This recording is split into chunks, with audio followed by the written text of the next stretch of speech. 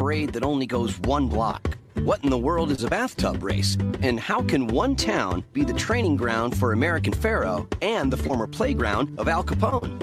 That's just Hot Springs being Hot Springs. Between thermal waters, thoroughbreds, and the world's shortest St. Patrick's Day parade, this town isn't trying to be unique. It just comes naturally. Come experience this slightly unconventional and completely wonderful place called Hot Springs, Arkansas.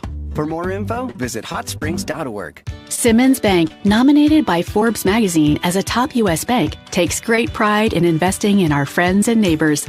For more than 100 years, we've worked to make our customers' dreams come true, earning trust with convenient and reliable financial tools, checking and savings accounts, home and consumer loans, small business loans, and low-rate credit cards. Wherever you are on your financial journey, we're there with you every step of the way. Simmons Bank, member FDIC, equal housing lender, subject to credit approval. Your business is up against a lot of things these days. Inflation cost, workforce issues, federal overreach. The list of things keeping you up at night keeps getting longer. The Arkansas State Chamber Associated Industries of Arkansas is here to help. We are constantly working to improve the business climate and make Arkansas as competitive as possible. The Arkansas State Chamber Associated Industries of Arkansas works tirelessly for your business so you can rest easy. Join us today. Oh, the smell of those charcoal grills. It's that time of year again when the nights are getting cooler and the trees are changing colors. I am Renata Jenkins-Fowler with Roller Funeral Homes, reminding us all with school back in session to watch and be careful for children in school buses, dogs being walked, and joggers. Also, this time of year has us getting ready for those tailgates and big games this week. So play hard, cheer loud, and drive carefully. Roller Funeral Homes, with all our respect. Welcome back to the Electric Cooperatives of Arkansas High School Game Day Show. In 3A, number 1 Prescott with an impressive win over Junction City last week. This week, the Curly Wolves travel to Falk. Salem standing strong at number 2 following a win over Newport. This week, the Greyhounds host Melbourne. Camden Harmony Grove is at number 3 following a tough win over Walnut Ridge. This week, the Hornets host Rison. Boonville with an impressive shutout victory against West Fork a week ago. This week, the Bearcats face Greenland at home. And Hoxie hanging in there at number 5 after beating Palestine Wheatley a week ago. This week, the Mustangs will host Piggott. Earlier this week, Chase had a chance to catch up with Coach Daniel Keithley, the coach of rising 3A school Bismarck. We are back on the Baptist Health studio lines with Coach Daniel Keithley, head coach of the Bismarck Lions. Coach, welcome to the show. Thank you. Thanks for having me. Well, Coach, it has been a strong start to the season, and one of the keys to success for your team in the last few weeks has been defense, allowing no more than 8 points in each of the last 3 games. What has allowed that unit to stay locked in? Well, our defensive coordinator, Coach Brown, he does a great job of getting those guys amped up and ready to go. That's one point of emphasis that we've really had going on this year, just flying the football. We've got pretty good team speed. We don't have just a whole lot of size, but we got about 3 or 4 guys getting to the ball just as quickly as possible. And just scheming each team up, putting them in the best position that we can possible. But defense have definitely been a bright spot for us this year and a point of emphasis. And just this last week, 4th win in a row for the Lions, this one on the road against a good Paris squad, winning that one 41-0. What was the key to success in that game? Well, I'll tell you, we actually started off a little bit slow, just kind of both teams just kind of trading the ball back and forth. We finally got it started, opening up the passing game a little bit with a touchdown pass to Tony Weeks that got it going. But, they were pretty good up front, and they were getting pressure on our quarterback. We thought we could throw it on them, but we weren't given time to protect at first. But once we kind of got our legs underneath, it's a 3-hour drive, but get our legs going underneath us and get going, we felt pretty good about it. But defense kept us in the game all the way until the offense started going.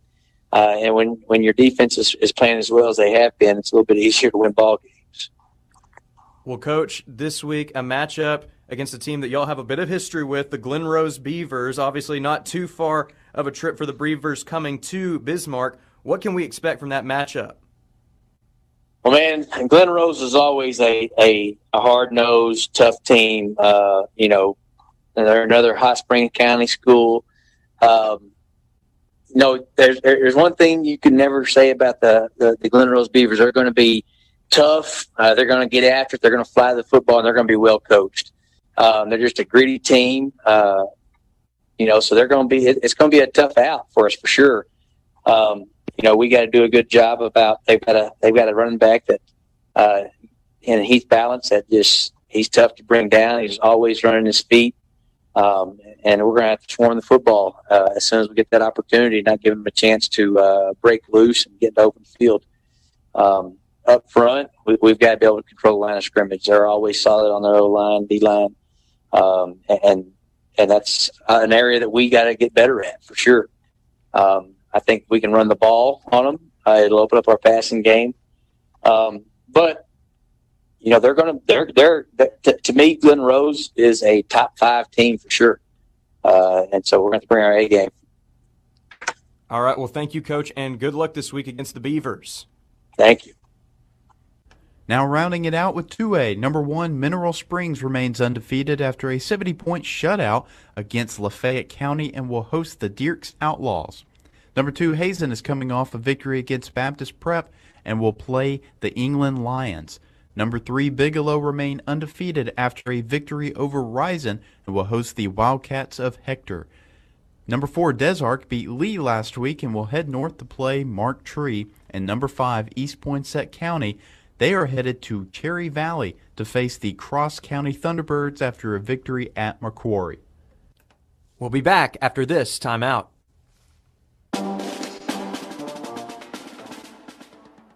The Electric Cooperatives of Arkansas's team of over 2,000 employees has one mission: deliver reliable, affordable, responsible power to 1.2 million members across Arkansas. But closings of baseload power plants across America are making this tougher and tougher. We believe in intermittent resources like wind and solar, but the sun doesn't always shine and the wind doesn't always blow.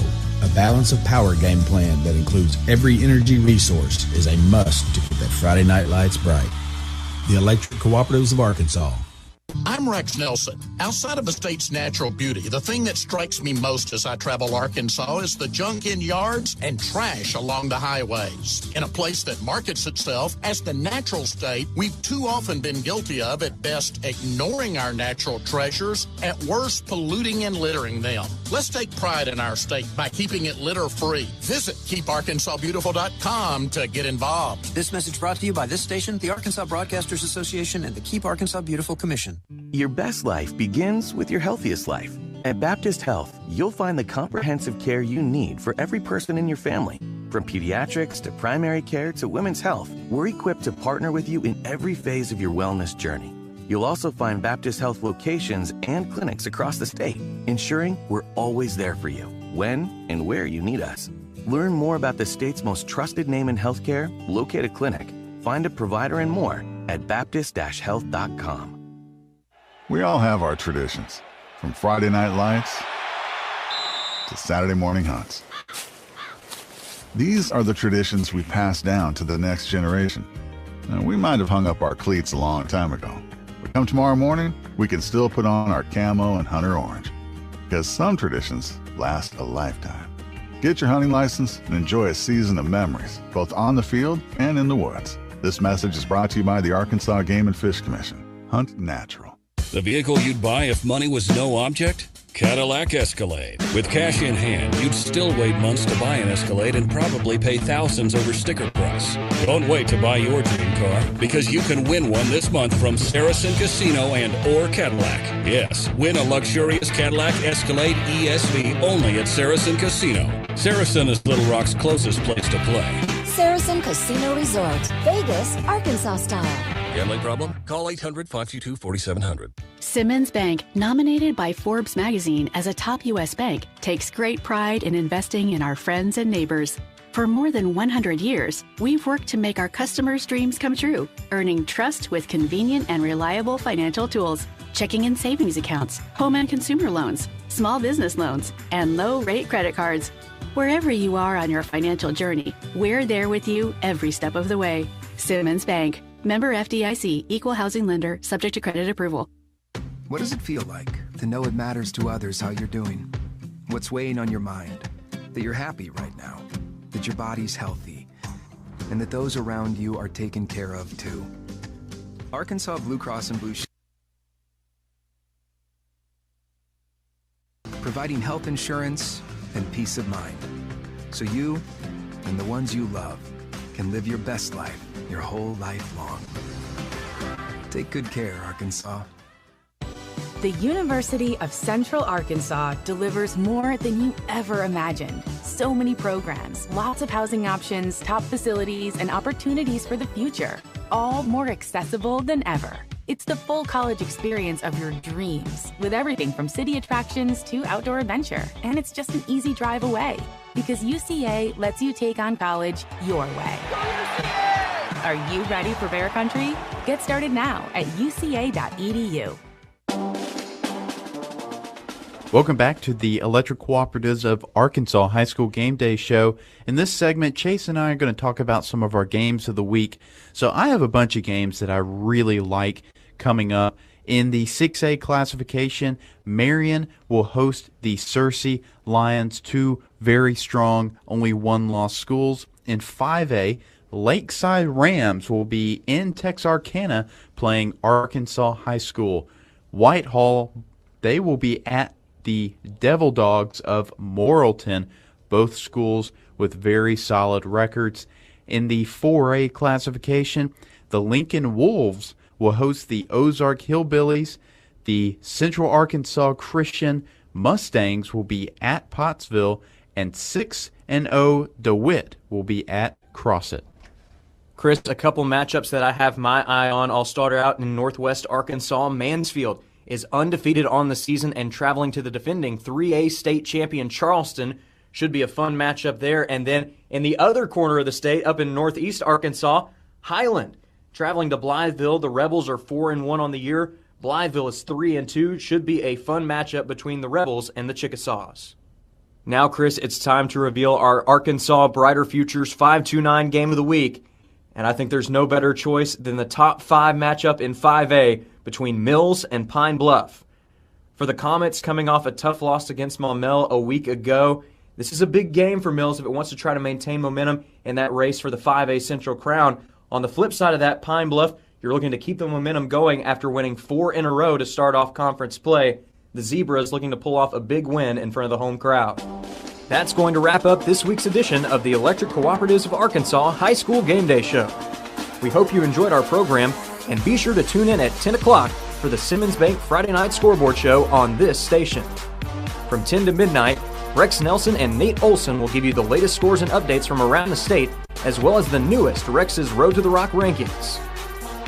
Tonight's broadcast has been brought to you by Simmons Bank, UAMS Health, Orthopedics, and Sports Medicine, Arkansas Delta Byways Regional Tourism, the Electric Cooperatives of Arkansas, Hot Springs, Keep Arkansas Beautiful, Saracen Casino Resort in Pine Bluff, the Arkansas Scholarship Lottery, Arkansas Brighter Futures 529, Lyon College, Arkansas Blue Cross and Blue Shield, the University of Central Arkansas, Arkansas Game and Fish, Roller Funeral Home, Southern Arkansas University in Magnolia, Murphy Arts District in El Dorado, Ouachita Baptist University, and the Great American Conference. The following is a special sports presentation from the EAB Sports Network. It's time for Nettleton High School football on 101.3 Bob FM. Presented by NEA Baptist, Barton's Home Outlet, Jonesboro Orthopedics and Sports Medicine, Kavanaugh Auto Group, and First National Bank. Now let's go to the NEA Baptist broadcast booth and join Craig Miller for the First National Bank pregame show. Yellow again, everybody, and welcome to another exciting broadcast of Raider football. Tonight we are coming at you live from Paragould High School, where the Raiders will take on the Paragould Rams in some good old-fashioned American tackle football. My name is Craig Miller, and I'm joined tonight in the NEA Baptist broadcast position by a young man who's making his broadcasting debut, and that is Chris Schropel. Chris, welcome to the broadcast booth, man. How do you feel about making your big debut tonight? It feels great. I'm very excited. I'm glad that you are, Bud. If you remember, and I call you Bud, just accidentally I called you Bud. If you recognize his last name, Schropel, you should, because he is the grandson of the man who brought Sports Talk Radio to Northeast Arkansas. That is Bud Schropel. Around 1999, your grandfather moved to Jonesboro, started a show called On the Front Row with Bud Rowe. And you weren't even thought of back then, Chris, but your grandpa has done great things in our area, and we're glad that you're going to Nettleton, and we're glad that you're joining the broadcast booth tonight, my friend.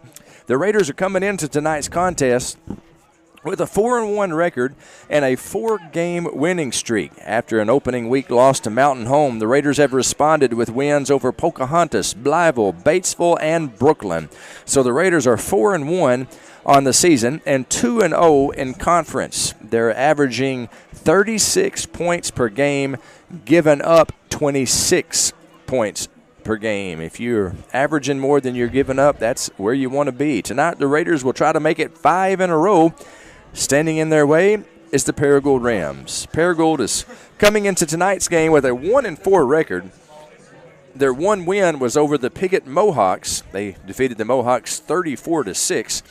They've lost the rest of their games. They lost to Greene County Tech by the very unusual score of 6-4. Now, Chris, have you ever heard of a football game that had the score 6-4?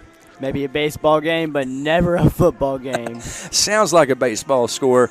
You kind of scratch your head, like, how in the world can a team score 4 points in football? How can you do that? Do you know? I really don't know, except the defense played great. Yeah. Couple of safeties. That's the only way you can do it. I think you can get 2 and 2. That's the only way you can get there. So Paragould must have got a couple of safeties, and as you said, their defense must have played great. But they lost to Greene County Tech 6-4. They lost a barn burner at Hoxie 19-18. They were blown out by Valley View 42-7, and last week they lost at Batesville 38-27. Paragould is averaging 17 points per game, and they're giving up 22. Now, Paragould has struggled greatly lately. Over the last 4 seasons, their record is 2-38. That's not good, C-Money. Over the last decade, they're averaging just 1.8 wins per season. That's not good, Chris. But they've got a new coach in Randy Phillips who came over from Truman, and he has the Rams playing a whole lot more competitively this season. They have a tricky offense that promises to be tough on the Raider defense and this Raider play-by-play announcer as well. Have you heard of their offense, C-Money? It's a single-wing spinner is what they call it. They're actually going to have 2 quarterbacks in the backfield, the direct snap to either one of them. Craziest thing I've ever heard, but it is it's an offense that gives defenses an awful lot of trouble. Let's hope the Raiders are up to the task tonight. We're about to take a 4-minute break, and when we come back, we're going to hear from Nettleton's coach, Stephen Hampton. He's going to talk about last week's win over Brooklyn and tonight's game against the Paragould Rams. It's the Raiders. It's the Rams. It's Raider football on NTV and the EAB Sports Network.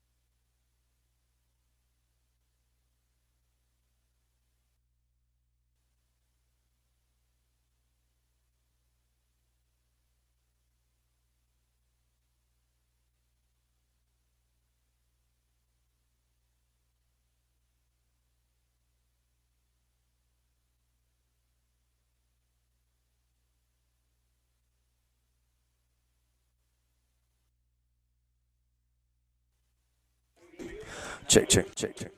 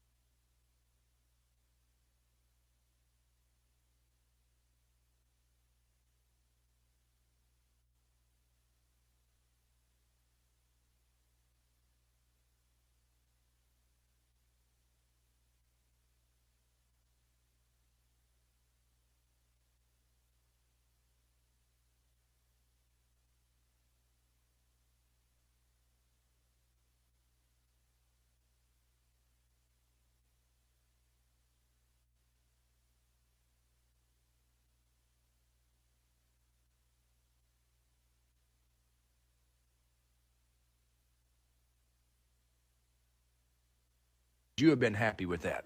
Well, I think going into it, the goal is always to win every one, but, and we knew going into it we were going to play, Mountain Home was a good, tough ball club. And I think, we're happy to be where we're at, especially 2-0 in conference. So, we're right where we need to be to accomplish, our goals. Let's talk about last week's game, Coach. First of all, respect goes out to Brooklyn. They nearly beat Wynn the week before, and they gave us a good run for our money last Friday night. Hey, that is a much improved football team over last year. Yeah, they are. They're, they've got, good program, good system in place, and, kids are buying in, and they play hard, and they do all the things that you need to do to be successful, and they're just going to continue to improve, I believe, and the kids played hard and gave us a tough ball game. I told the NTV crew on the way to Brooklyn last Friday that with all the adversity we faced last week, it felt like we were walking into a fight with one arm tied behind our backs. It was a situation where some guys just had to step up. One of the guys who did just that was Q Thompson. You had to have been pleased with his performance Friday night. Yeah, there's no question. We talked with him beforehand. We needed him to step up and to make some plays, and primarily we were speaking, offensively, but he was able to make plays, in the return game, and he played defense, so he was really a pleasant surprise for us, and we needed him to step up big like he did. You know me, Coach. I like to give the kids nicknames. I ran this one by Q just yesterday. Dr. Q Thompson, because he makes house calls. What do you think about that? I like it. He made one, on the kickoff return, had one in the punt return, and got called back, for a kind of a blindside block there. But yeah, I like the nickname. Well, I'm glad you like it, because whenever I run it by Q, all I got was a blank stare and crickets. So I don't know if I'll be using that one. Brooklyn actually took the lead from us early in the fourth quarter last Friday. That lead lasted all of 15 seconds because of that big kickoff return. Man, how huge was that by Q? Oh, it was huge. It was huge to be able to go and, get the momentum, right back from Brooklyn, and credit him. We had our hands team out there because they'd been onside kicking, throughout the game. So he was able, a lot of that he created on his own, and credit him, made a great play. Another guy who stepped up big time Friday night was sophomore running back downtown T.J. Brown. What a game, a hard-fought game by that young man. No question. He had to carry the load. We were trying to find ways throughout the game just to take some carries off of him. We were out without Xavier Harrell, who missed because of an illness, and didn't really have any other options at running back. And so Maddox had to carry, a few times, and Q on some speed sweeps, just finding ways to get, some carries off of him. But he played a heck of a ball game. I'm glad you mentioned Maddox. I thought that the Mad Dog ran the ball especially well Friday night. I know that throughout his career, and it's been a good one, but throughout his career, he's primarily been a passing quarterback for us. But I felt like he showed Friday that he can be a real threat on the ground as well. Is that something that we're going to be seeing more of going forward? Well, it's something that he's been begging for, quite honestly, the previous few weeks. And just, we've had Xavier and TJ, and really there hasn't been a need to really, utilize him that way. Friday night, was a different story, though. And so I think, though, if we can find ways and to utilize him in the run game, it's going to open up, his game even more, making him a run threat as well. Coach, I believe your defense has shown definite improvement this season. They only allowed Brooklyn to score 3 times in the whole game, and each one of those was a big run by their running back, number 6, Sinquan Spratt. You take away those 3 big plays, and we pitch a shutout. Yeah, no question. I think, they're getting better, especially in the second half. They played really well. They only gave up, 1 touchdown there in the second half. And so if we can just continue to improve, and then, we're trying to find a way to, start a little faster on that side of the ball. If we can do those 2 things, I think we got a chance to, have a solid defense. I know you guys felt like coming into the season that your defensive line would be the strength of your defensive team. And I'm not saying that they're not, but I was very impressed with the play of your defensive secondary Friday night. Yeah, there's no question. I thought those guys played well. Of course, you had Q filling in back there. Brandon Alexander's been kind of a solid cog back there. He doesn't show up much in the stat box because no one's really tested him because he's always in good position. And Isaac Black has played solid for us, and Nigel Bell has filled in since Kamarion went out a few weeks ago, and has done a nice job back there at safety as well. All right, Coach, tonight we take on the Paragould Rams. I understand they're running a different, very deceptive offense this year. What can you tell us about Paragould? Well, they're a lot like Brooklyn in that they are much improved. They have a kind of a system in place that they've stuck to, and just seem to kind of get better and better each week. Offensively, it's going to be a unique offense. It's called a spinner offense, where they'll have 2 quarterbacks back there, and they'll snap it to either one of them at any time, and you're going to see them spinning. There's going to be a lot of misdirection, guys going a lot of different ways. So we have to be disciplined to really focus in on our keys. Each player has a certain key that they're responsible for, and can't get caught up in all the other misdirection stuff. Sounds like a nightmare for a play-by-play guy. Well, yeah, it probably will. There, it'll be a guessing game of who has the ball there.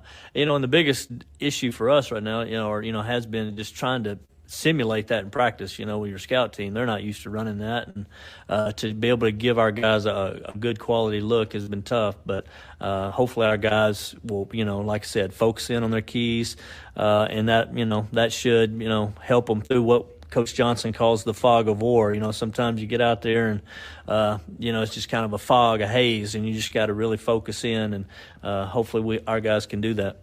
Let's talk keys to victory. What are the Raiders going to have to do to move to 5-1 tonight? Well, I mentioned it before. Get started a little faster, especially defensively, and then offensively. Really, just execute, not hurt herself. We had, some early penalties last week that sets us back in the, on the chains. And so if we can eliminate any foolish penalties, get off to a fast start, play out in space. We want to get our guys, out in space and let them create. And if we can do those things, I like our chances. Sounds great, Coach. Let's go make it happen. Let's go get a win for Raider Nation. Let's do it. Go Raiders. Raider pride, brother. When a clinic sends a referral for your specialty services, you have a choice. The decision of where you receive care is yours. You can choose the only facility in Eastern Arkansas to receive an A rating in patient safety by Leapfrog, delivering world-class care and an unmatched safety protocol. You have a choice in your healthcare provider. Choose NEA Baptist, where safety isn't a goal.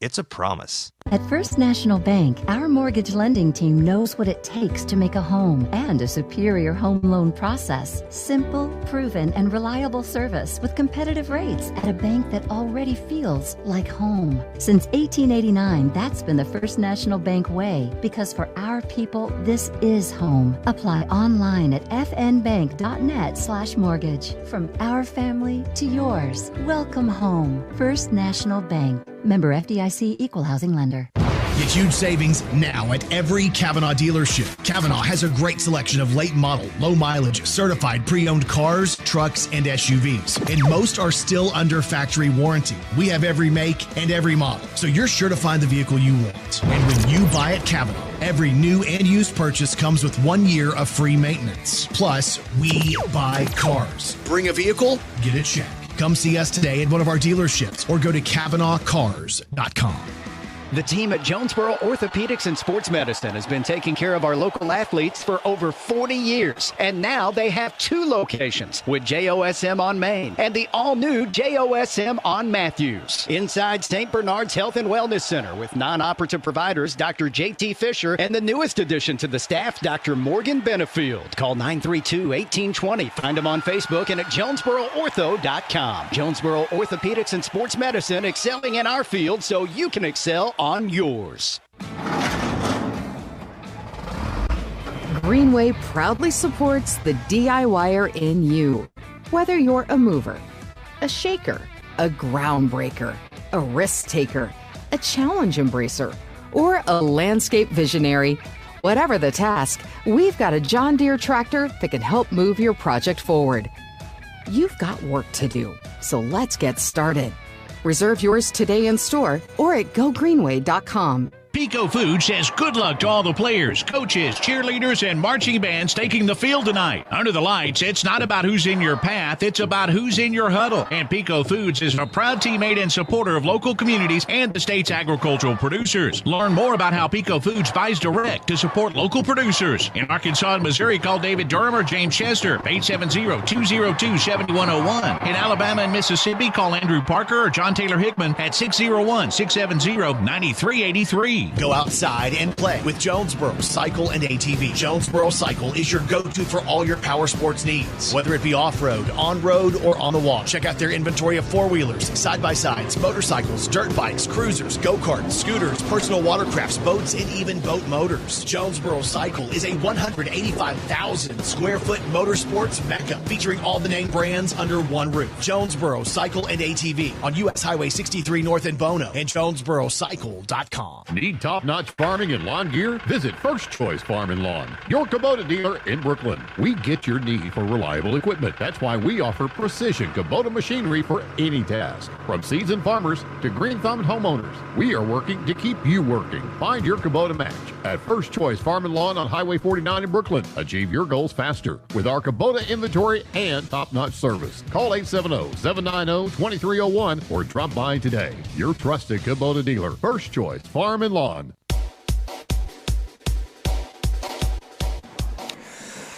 And we welcome you back to the First National Bank Pregame Show. Craig Miller and Chris Schropel sitting high atop Paragould Ram Stadium in the NEA Baptist broadcast position. NEA Baptist Healthcare for the next century. The pregame coverage brought to you by First National Bank, where they put you first always. We're about 8 minutes away from kickoff. And at this point in the pregame show, I always like to go over the Raiders' history against their opponents. And the Raiders have a long history against Paragould, a history that spans 6 decades and 2 Paragould mascots. The Raiders played Paragould for the first time in 1979, back when they were known as the Bulldogs. And they won that game 22-0. Now, Chris, I know you like the Georgia Bulldogs. I think you'd agree with me. Bulldogs is a pretty daggum cool nickname for a school. Good mascot. They are. They very are. I like the animal, so I think it's a pretty cool mascot. But Paragould used to be called the Bulldogs. Somewhere along the way they changed. They have played every year since 1979 except for 1981 and 1982. For some reason, Nettleton and Paragould did not play those 2 seasons. The Raiders have just absolutely dominated the series. The Raiders are 30-14-1 against Paragould. They're now known as the Rams. Sometime in the mid-'80s, they had a merger, a consolidation, if you will, with Oak Grove, and they went from being Paragould to Ridgecrest, and they called themselves the Ridgecrest Rams, which made sense. Ridgecrest Rams, that's a cool nickname. It's alliterated. I'm down with that. It's cool. But then they went back to the Paragould. They started calling themselves Paragould again. Instead of bringing back the Bulldogs, they just stayed the Rams. I don't agree with that decision. I mean, if I was in charge here at Paragould, I'd go all the way back. We're the Paragould Bulldogs once again. That's what I would do. But bring back their history. Bring back their history. But nobody asked me, Chris. They are the Paragould Rams now, and the Raiders have dominated them in this rivalry. The Raiders' dominance has been especially prominent, and if you're watching on the live stream, well, you got a good look at our 2 captains right there. That's Soupy, Garrett Campbell on the left, and that's Ian Landrum on the right. A couple of big offensive linemen for the Raiders. Guys are looking good tonight. They'll be the captains for the Raiders. But as I was saying, the Raiders' dominance has been especially pronounced over the last decade. The Raiders have won 12 straight against Paragould, and none of those games have been close. The Raiders will try to run the winning streak to a baker's dozen over our neighbors from the north here tonight at Paragould. I'll tell you what, we'll take a brief 2-minute break. When we come back, we will have the starting lineups and then the kickoff. It's Raider football on the the EAB Sports Radio Network. Across Arkansas, Farmers and Merchants Bank and the Bank of Fayetteville join you in cheering on our favorite teams. We applaud the extra effort from neighbors like you that make our local schools and activities an integral part of our community. Working as a team to help you reach your goals is a perfect game plan for success. The Farmers and Merchants Bank and the Bank of Fayetteville, finally a bank in your corner. MeBanking.com, member FDIC. First Security has been putting our home state first since 1932, helping fellow Arkansans and their families buy homes, grow businesses, and build futures. Today, First Security is still committed to helping you bank better, providing local solutions and local support in the places we love too. It's community banking with people you know and people you know you can count on. First Security. Bank better. FSBank.com. Member FDIC. It's a mix and match special now at all Northeast Arkansas Domino's Pizza locations. Choose any 2 for $6.99 each for carryout or delivery. How about a medium 2-topping pizza, oven-baked sandwich, pasta in a tin, loaded tots, Domino's stuffed cheesy bread, bread twists, marble brownies, and so much more. Switch it up for lunch or dinner for the whole gang. The mix and match special with any 2 for only $6.99 each for carryout or delivery. Only at your Northeast Arkansas area Domino's Pizza locations. What started with our grandfather and continues in its 4th generation today, Glen Saint's history of quality sales, service, and strong personal relationships that have kept our customers and their families coming back for over 69 years. From my grandpa to my dad to us, service after the sale is a big deal. Whether you're looking to buy a GMC, Chevrolet, Buick, or Ford, we look forward to serving you and your family for years to come.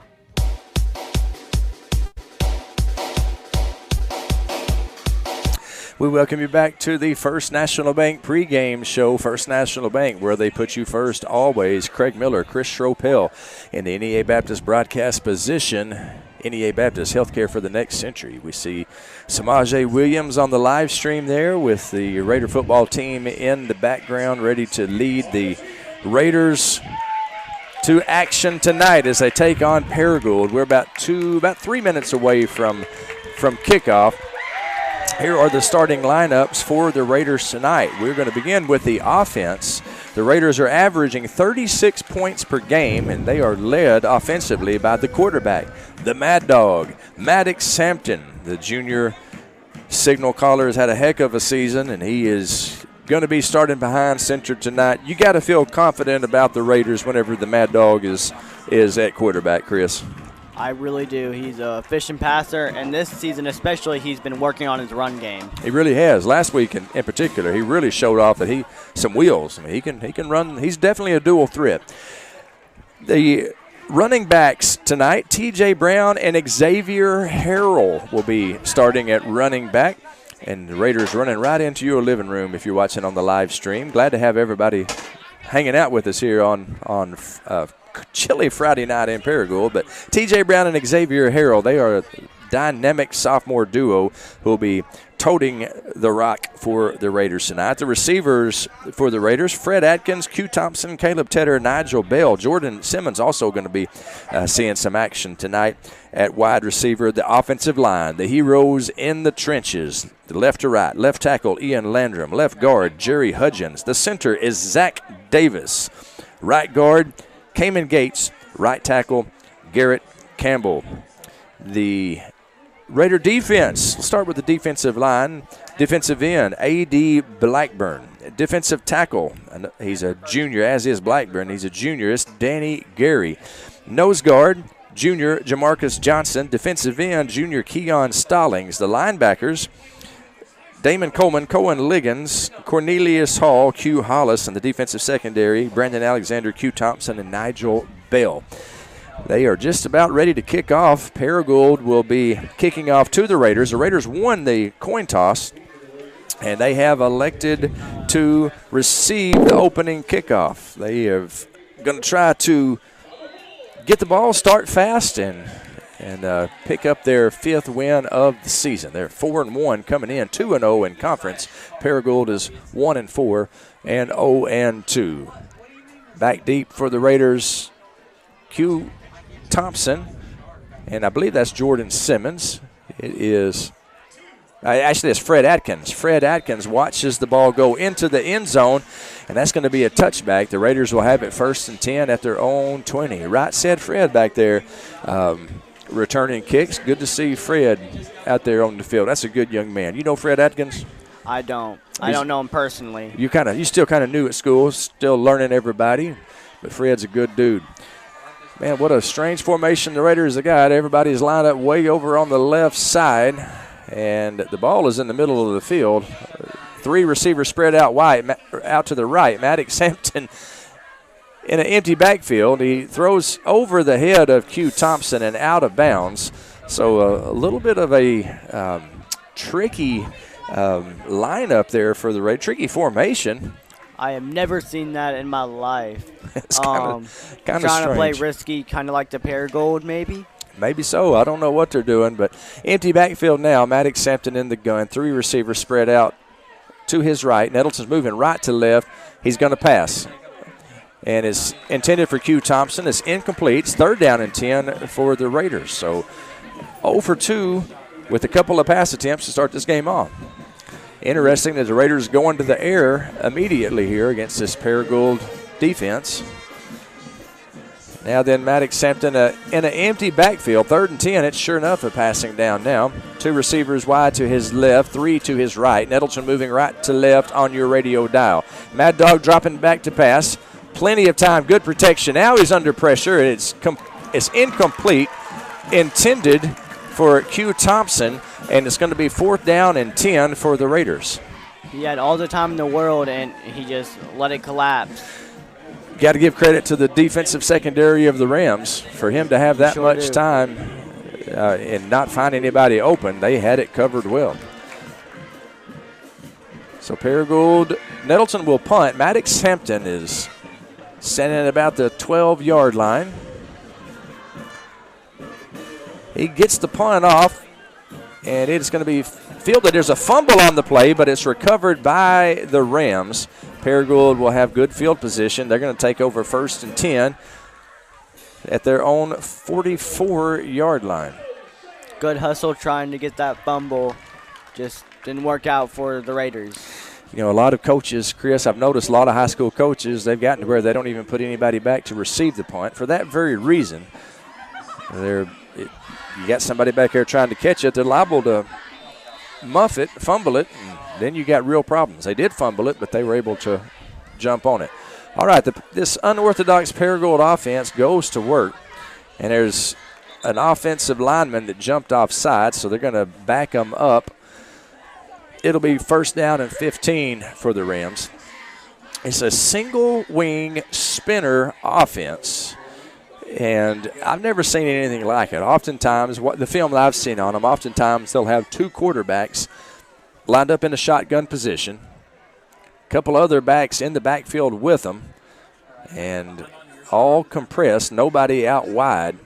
They snap it to number 10. He's running the left side. He's going to be brought down after a gain of about 7.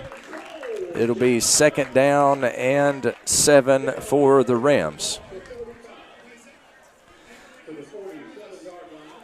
In on the stop for Nettleton, a host of Raiders really, but Ahmad Hurston, Jamarcus Johnson, he wears number 60 in honor of Big Larry James.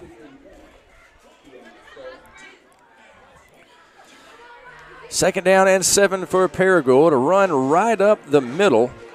Damon Coleman, one of the Raiders on the stop. He's close to the 1st down. Cohen Liggins also in on the stop. It's going to be a gain of about 7.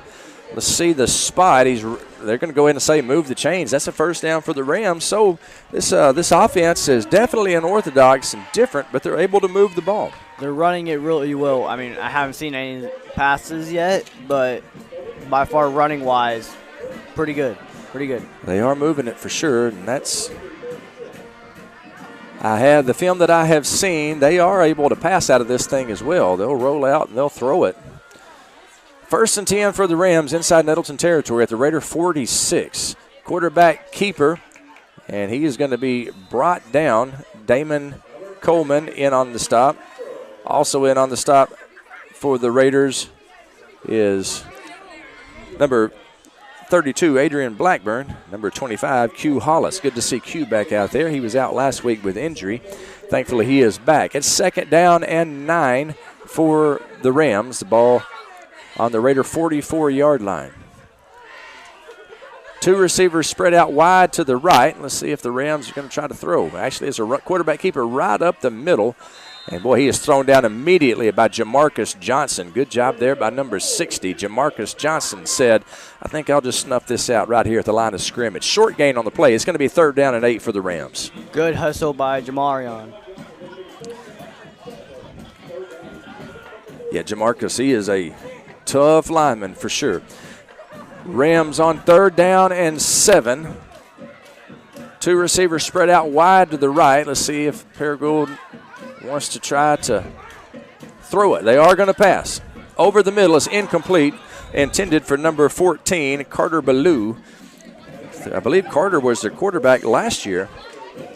And it's going to be 4th down and 7 for the Rams. Let's see if they punt or try to go for it. They're in that part of the field where I can see either one happening, but it looks like the punting unit is coming out. And the Rams will punt. So the Raider defense up to the task on the first series. They allowed 1 first down, but that was it. Now let's see if the Raider offense can get the chains going, get the chains moving. Punt is off, and it is a short punt. Takes a Nettleton bounce, and it is fielded by the Rams, number 7, Sam Hunt, at the 28-yard line of the Raiders. That's where Nettleton will take over 1st and 10. If Sam Hunt had not have jumped on that ball, it might have rolled all the way to the Raider 40. It took kind of a weird bounce, a definite Nettleton bounce, and the Raiders back to work offensively. T.J. Brown in the backfield with Maddox Hampton. Let's see if we don't give the Rams a steady dose of T.J. Brown on this drive. They give the T.J. T.J. running right side. Fights his way through 1 tackle and then is thrown forward. Going to be a gain of a couple. 2nd down and 8 for downtown T.J. Brown and the Nettleton Raiders. Hampton and Brown in the backfield. Q Thompson in motion. They give to Q, speed sweep. Q looking for some daylight. Doesn't really find any. He's still battling, and he's going to be brought down after a gain of a couple of yards. This Paragould defense has been impressive so far, Chris. They have definitely been battling at the line of scrimmage. Defensive secondary looked good on the first series, and the run defense looking pretty good so far. But right now it's 3rd down and 6 for the Raiders. Maddox Hampton and T.J. Brown in the Raider backfield. In motion is Q Thompson. Dr. Q Thompson, if you will. Maddox is going to pass. It's intended for Q Thompson. It's caught, but boy, he is hammered immediately. He's going to be a little bit short of the first down. That's number 7, Sam Hunt, who hit Q up in the air, kind of upended him. So a good tackle by Sam Hunt. It's going to be 4th down and 2 for Nettleton. Let's see if Nettleton decides to go for it or if they play it safe and punt it away. That was a really good catch by Q, though. Being tackled midair and still being able to come down with that. Yes, it was. Yes, it was. Timeout on the field. Nettleton will take the timeout with them. We're scoreless at Paragould with 7:21 remaining in the first quarter. Back in 30 seconds, more Raider football on NTV and the EAB Sports Network.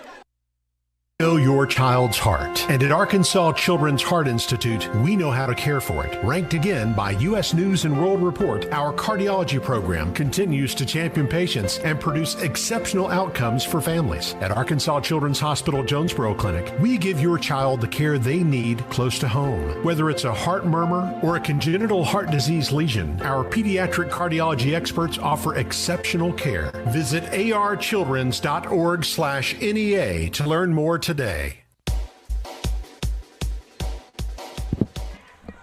67 degrees at Paragould. We are scoreless with 7:21 remaining in the first quarter. It's 4th down for the Raiders, 4th and 1. The Raiders are, looks like they're electing to go for it. 4th down and a long one. The ball is on their own 38-yard line. So let's see if the Raiders can get that yard. They give it to T.J. Brown. T.J. Brown running right side has the first down. A good, tough run by T.J. Brown. He gets the first down and a couple of extra yards to boot. It's going to be 1st and 10 Raiders from their own 42. I like that play call. Go for it. 4th and 1. If you can't get 1 yard against this team, then you're in trouble anyway. Exactly. And I think if he didn't slip, maybe he would have gone for the touchdown. Very capable. Pistol formation for the Raiders. The Mad Dog, Maddox Hampton, gives to T.J. Brown, running right side. Good burst of speed, a gain of about 7 before he's brought down just shy of midfield. It's going to be 2nd down and 3 for the Raiders. Hey, he got a pretty good burst, doesn't he? He does. Once he gets in the wide open field, it could be over. And that's one thing Coach Hampton said in the pregame show. I want to try to get our guys in space. Let them make some moves. Take advantage of the athletic advantage. They give to T.J. Brown again, running left side this time. It looks like he has the first down. He's moving forward. They blow the whistle. Gain of about 5. He needed 3, so it's going to be 1st down for the Raiders. Ball will be in Paragould territory, about the 47-yard line.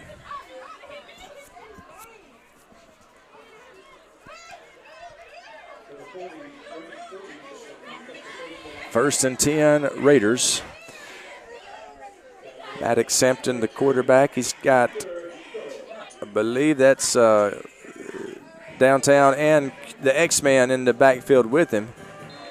Gives to the X-Man, and X-Man gets back to the line of scrimmage whenever he's thrown down. When I say X-Man, I mean Xavier Harrell, the outstanding sophomore running back. Missed last week because of the flu. Well, we sure missed him at Brooklyn. He is a good hand. That time, though, he gained maybe 6 inches, maybe half a foot. 2nd down and a long 9 for the Raiders. Maddox Hampton gives to downtown T.J. Brown. T.J. Brown running right up the chute off the block of center Zach Davis. Garrett Campbell, Cayman Gates. It's going to be a gain of 4. It'll be 3rd down and 5 for the Raiders. Great blocking up front from the O-linemen. And you got to appreciate those guys. They that are up there going to war every single Friday night for Raider Nation. A little bit of movement on the line. I believe that's going to be against the Raiders. It's going to be a false start. A Paragould Ram jumped off sides, but the line judge is there, and he says that he was drawn off sides. If you're on that offensive line, you got to stay still. You have to, for sure. And that hurts the Raiders because it was 3rd and 5. Now it's 3rd and 10. The Mad Dog with downtown T.J. Brown on his hip. He's going to pass. Rolling out to his right. It's complete for a first down to Q Thompson. He shoved out of bounds. The Nettleton sideline and the fans wanting a flag over there, but did not get any. It's a gain of 12. First down, Raiders. Good toe tap by Q Thompson. Get those feet in. That's right. High school rules, you just got to get 1 foot in. Q got a couple of them in. That would have been a catch in the NFL as well. For sure. So 1st and 10 Raiders, ball on the 38-yard line, and now then they may have called that late hit. I believe they did. Yeah, I didn't see the flag fly. Did you see the flag, No, Chris? I did not. I didn't see the flag, but they're marking it off 15 yards Paragould's way, and so it's going to be 1st and 10 for the Raiders at the 15-yard line after the 15-yard late hit penalty. Maddox Hampton and T.J. Brown in the backfield. Right side Fred. Fred Atkins spread out wide to the left with Nigel Bell. See if the Raiders want to throw on first down. They do. Intended for Caleb Tedder, incomplete. It's going to be 2nd down and 10. So the Raiders 2nd and 10 on the Ram 15-yard line. Hampton in the backfield with both sophomore running backs, Xavier Harrell and T.J. Brown. Spread out wide to the right is Q Thompson. They give to the X-Man, Xavier Harrell. He's met at the line of scrimmage. Doesn't go down easy. Thrown down by a couple more red jerseys, and it's going to be no gain on the play. It's going to be 2nd down and 10 for the Raiders. Something really special. Correction, it would be 3rd and 9 for the Raiders. Gain of 1. Something really special about Xavier Harrell. He just doesn't go down without a fight. Well, he is a very strong young man for sure. I'm glad I'm not out there having to tackle him. 3rd down and 9 for the Raiders. Maddox Hampton and T.J. Brown in the backfield. Maddox is rolling to his right. He's going to pass. Looking to the end zone. Finds Q Thompson in the end zone. The pass is complete. Touchdown Raiders.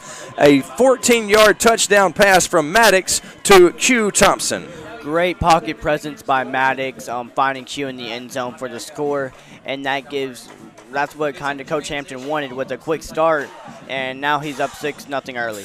Exactly. That's right you are, Chris. And Nettleton is going to attempt to kick the point after. Swinging gate formation, and now Mason Wan, who's been so good this year in the kicking game, he's going to try to make it 7-0. The snap is good, the hold is good, and the kick is good. With 4:22 remaining in the first quarter, your score is Nettleton 7, Paragould 0. Back in 30 with more Raider football on Bob FM, part of the EAB Sports Network. Every player on the football team has an important job so the team can reach its goal and success. Join our team at Lexicon right now and we'll help you reach your goals and success. Lexicon offers free on-the-job training through our own Lexicon University. We also offer competitive pay, a great healthcare plan, paid vacation, a sweet 401k plan, and more. Find out more at lexicon-inc.com/football. It's 7-0 in Paragould. Nettleton with a 1-touchdown lead over the Rams. 4:22 remaining in the first quarter. Maddox Hampton to Q Thompson. Q Thompson, a 14-yard touchdown pass. Mason Wan with the PAT, and the Raiders are up 7-0 on a perfect night for high school football. 67 degrees. We thank Ryan Vaughn for finally providing some good football weather. It's been too hot here lately, but finally the weatherman has come through for us. Mason Wan on to kick off from the 40-yard line. He boots it. It's fielded at about the 10 by Paragould. Oh, my word. Well, that's going to be a horse collar by T.J. Brown. The Paragould Rams stayed up. I don't know if they threw the flag or not. Finally, he's brought down at about the 25-yard line. T.J. Brown was the first Raider down there, and he grabbed a hold of him, and I thought it might be a horse collar. But, that's what I thought. But I don't see any fabric, so it's just going to be 1st and 10 for Paragould. Ball is going to be marked at the 27-yard line, the Rams' 27-yard line. Raiders up 7-0 with 4:10 to play in the first quarter. Nettleton with 5 men on the defensive line. The Paragould quarterback is going to run it. Cohen Liggins wraps him up, rides him down to the ground. Correction, that was well, besides Cohen, it was also Damon Coleman in on the stop. Gain of 4, 2nd down and 6. Now this Nettleton defense, this is a strange offense. It's a single wing spinner offense, and Nettleton's not ever seen it before, as far as I know. And I've heard Coach Hampton say that it's very difficult for the scout team to replicate it in practice. Something tells me as this game goes on, our guys are going to figure it out more and more. 5 men on the line for the Raiders. Quarterback keeper. He is brought down after a gain of about 4. It'll be 3rd down and short for Paragould. 3rd down and 1 yard. Ball marked at the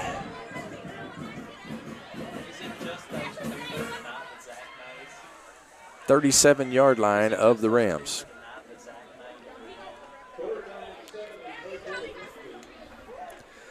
Paragould breaks the huddle. They trot to the line. And this very unorthodox offense ready to go back to work.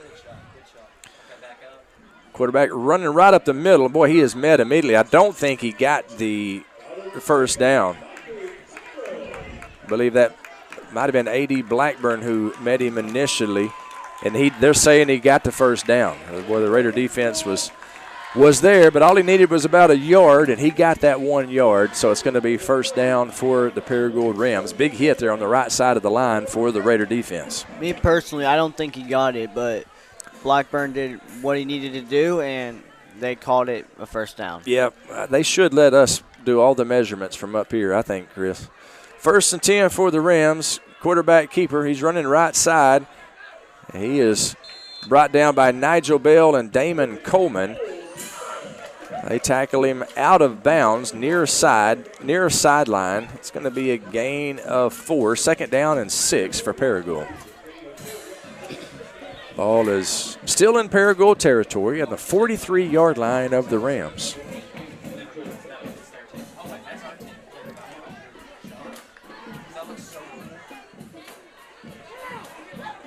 Jamarcus Johnson, big number 60, lining up right over the center, anchoring that defensive line.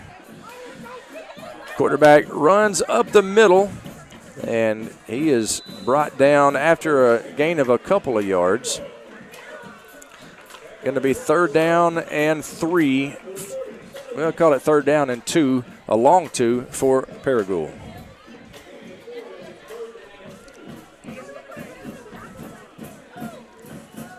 Ball at the Paragould 47-yard line. Nettleton leading 7-0 here in the first quarter.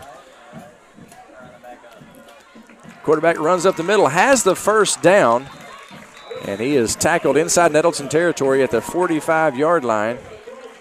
That's Nettleton's number 25, Q Hollis, with the stop. The quarterback, Cole Chipman. Chipman showed a little bit of burst of speed himself right there. That was a good run by Chipman. Good run by Chipman. And just putting the team on his back. Less than a minute to play now in the first quarter. The score is Nettleton 7, Paragould 0. Clock is at 50 seconds as Paragould makes it to the line. Loaded backfield, little spin-a-rooney. It's a fullback dive up the middle, and he's got close to a 1st down. Gain of about 9, maybe 10 yards. Jacob Calhoun, the ball carrier. They marked it just short of the first down, so it's going to be second down and inches for Paragould. It's one of these offensive coordinator dream situations, second and inches. You can air one out here if you want to, take a shot for the end zone.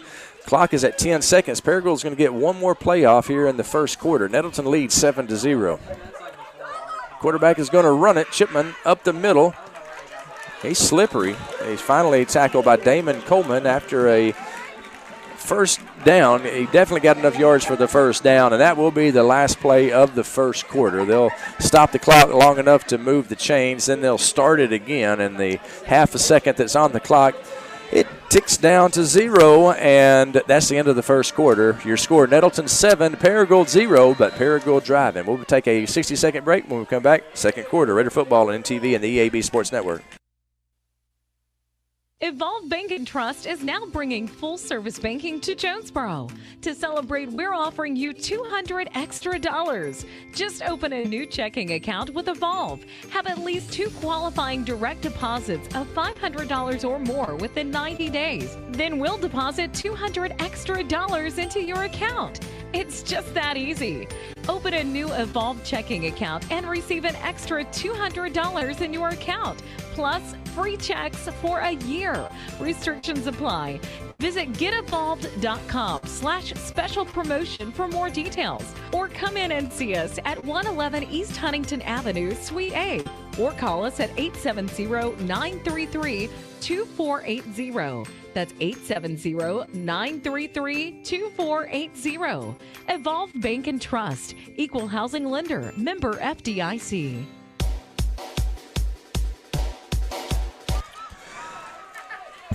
A chilly night in Paragould is football weather. It's a good night for a football game. We got a good one going here. Nettleton leads 7-0 as we start the second quarter of play. Paragould, however, driving with this unorthodox, tough-to-stop offense.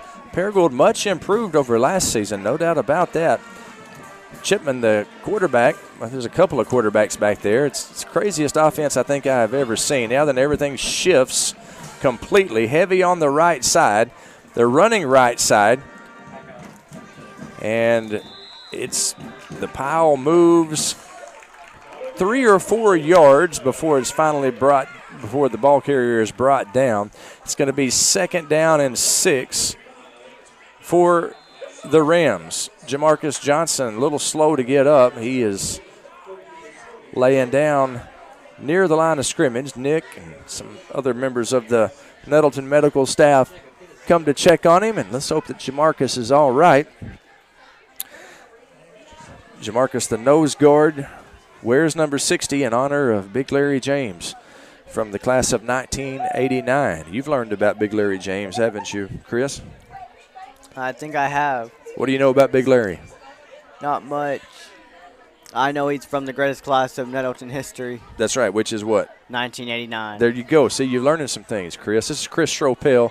He's joining me my name is Craig Miller. He's joining me here in the NEA Baptist broadcast position. NEA Baptist as healthcare for the next century. And Jamarcus is up, walking on his own power.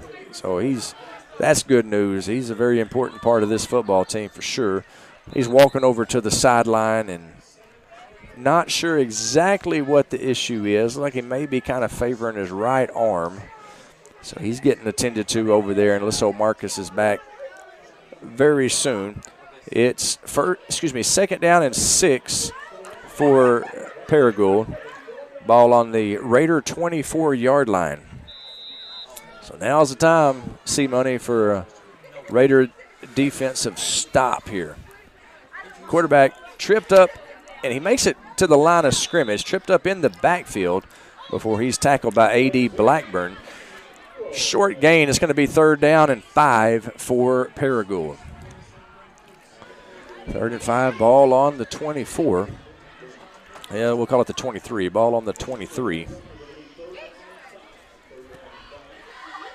Big Danny Gary. He is the nose guard now as Jamarcus is still getting some attention on the sideline. 3rd down and 5 for the Rams. Definite 4-down territory here. Quarterback running right side. He's got the first down. He's got a touchdown. He's into the end zone, a 23-yard touchdown run by the quarterback. That was number 10, and the Paragould Rams have pulled within 1. What great blocks there was for Paragould, and that was number 10, just able to break free and get the touchdown, and hopefully to tie this game up with an extra point. Hopefully for Paragould, for sure. They're going to try to go for the PAT to make it 7-7.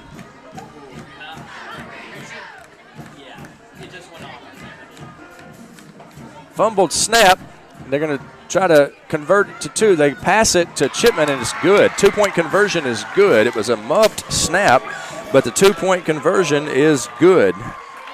My goodness, just So that makes the score 8-7. Paragould with the lead. Back in 30 with 10:55 to play in the second quarter. Back in 30 with more Raider football on the NTV and the EAB Sports Network.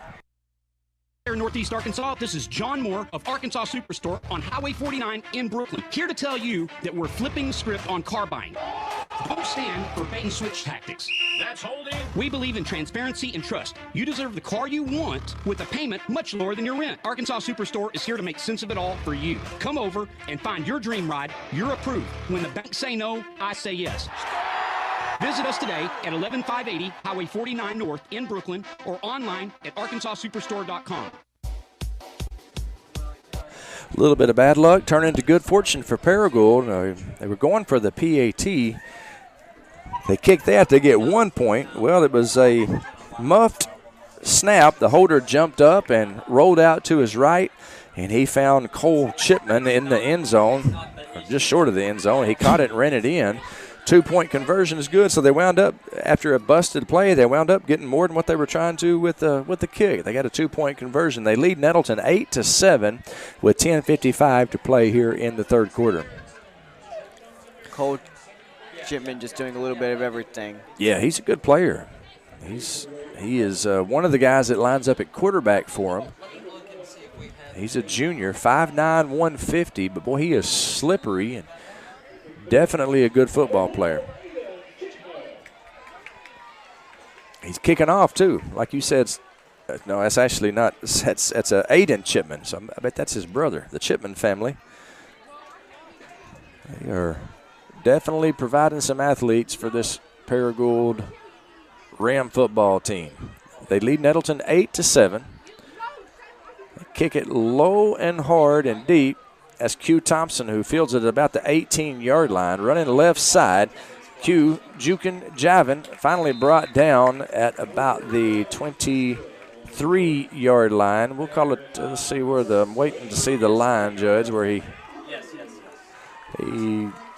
puts it. It's I'm having the toughest time finding the football, Chris. It's 1st and 10 from the Raider 25. Call it 24. There we go. Now then,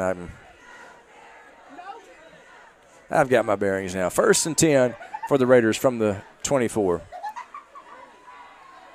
Maddox Hampton, the quarterback, and the play is whistled dead. That's going to be a false start against the Raiders, and they're going to move it back 5 yards. It'll be 1st down and 15 now. Ball will be marked at about the 20-yard line, 19-yard line.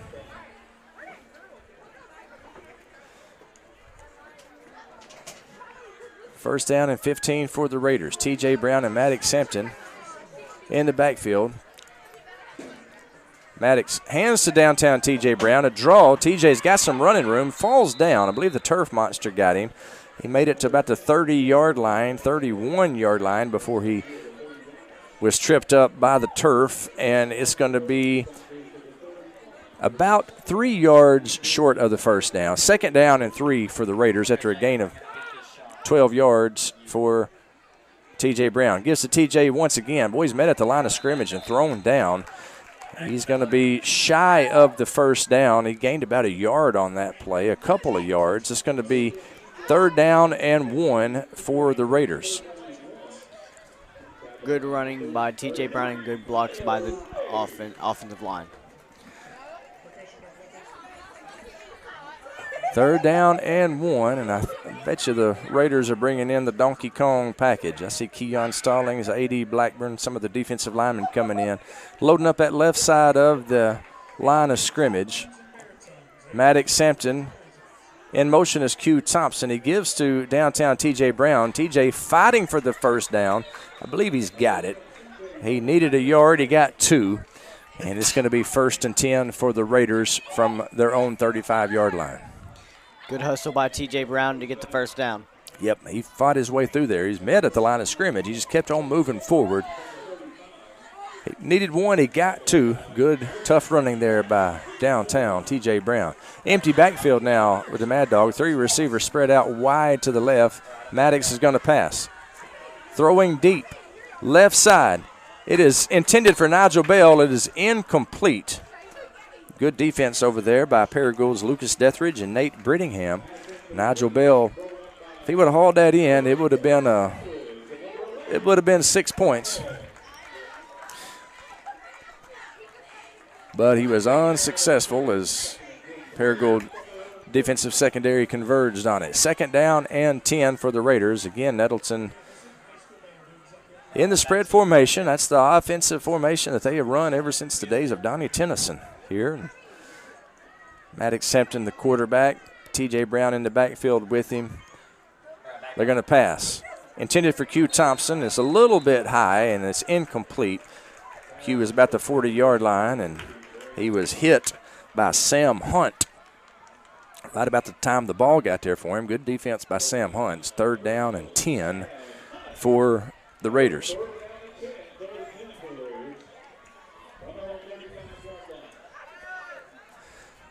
Third and 10 for Nettleton. They trail 8-7. Maddox Hampton pass over the middle. It's complete to Q Thompson, and it's going to be a 1st down. Q was tackled there by number 22, Caden Calhoun. He kind of flexed a little bit after it like he's the Rock or somebody, but he allowed a 1st down. Good pass by the Mad Dog. Good catch there by Q Thompson. 1st down Raiders. Good pocket presence for Maddox Hampton. The O-line's just doing everything tonight for Maddox to get all these passes. Man, absolutely. Shout out to Ian Landrum, Jerry Hudgens, Zach Davis, Cayman Gates, Garrett Campbell. Those guys giving Maddox plenty of time back there. The Raiders trailing 8-7 here in the 2nd quarter. They give to downtown TJ Brown. He gets to midfield before he's slung down.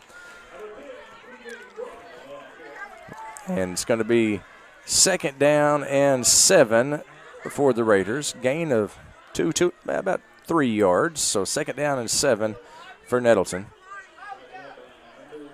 A little extracurricular activity after the play right there.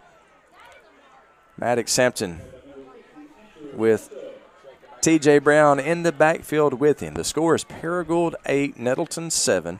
We're in the 2nd quarter here at Paragould. They give to TJ Brown. TJ Brown running right up the middle to the 40-yard line. He's got the 1st down. 1st down Raiders. Shout out to Cayman Gates, Garrett Campbell, that right side of the line opening up a good hole for TJ Brown. Move the chains. Ain't that right, C-Money? Yes, it is. Bring all the big boys out. 1st and 10 for the Raiders. Nettleton playing up tempo now. Maddox Hampton looking to pass. Now he's going to run it. He tucks it. He's got some room to run. He's got the 1st down. Makes a Deion Sanders business decision. Runs out of bounds before he is hit hard by the Paragould Ram defense. He needed 10 for the 1st down. He got it. Gain of about 12 for the Mad Dog. It's going to be 1st and 10 for the Raiders. Maddox showing a good burst of speed there, C-Money.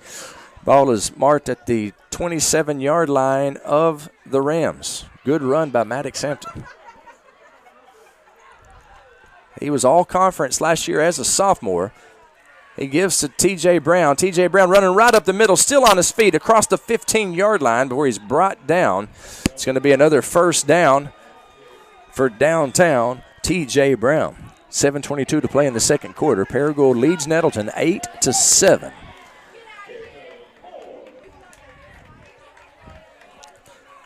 PA announcer Jackie Fulton, he's been doing it a long time here at Paragould. Very good man, does a good job. And the Paragould band, I'm telling you, that's the best in the state. They'll be providing some halftime entertainment here shortly. Maddox Hampton gives to TJ Brown, running left side off left tackle now, and he is brought down after a gain of a couple. It's going to be 2nd down and 8 for the Raiders. We are in the red zone. The ball is at the Paragould 13-yard line. 2nd down and 8. 6:40 to play in the second quarter. Nettleton trailing Paragould by 1. Paragould 8, Nettleton 7. The Mad Dog gives to downtown T.J. Brown. T.J. Brown running left side, and he is thrown down short of the first down stick. Going to be about 2 yards short. It'll be 3rd down and 2 for the Raiders.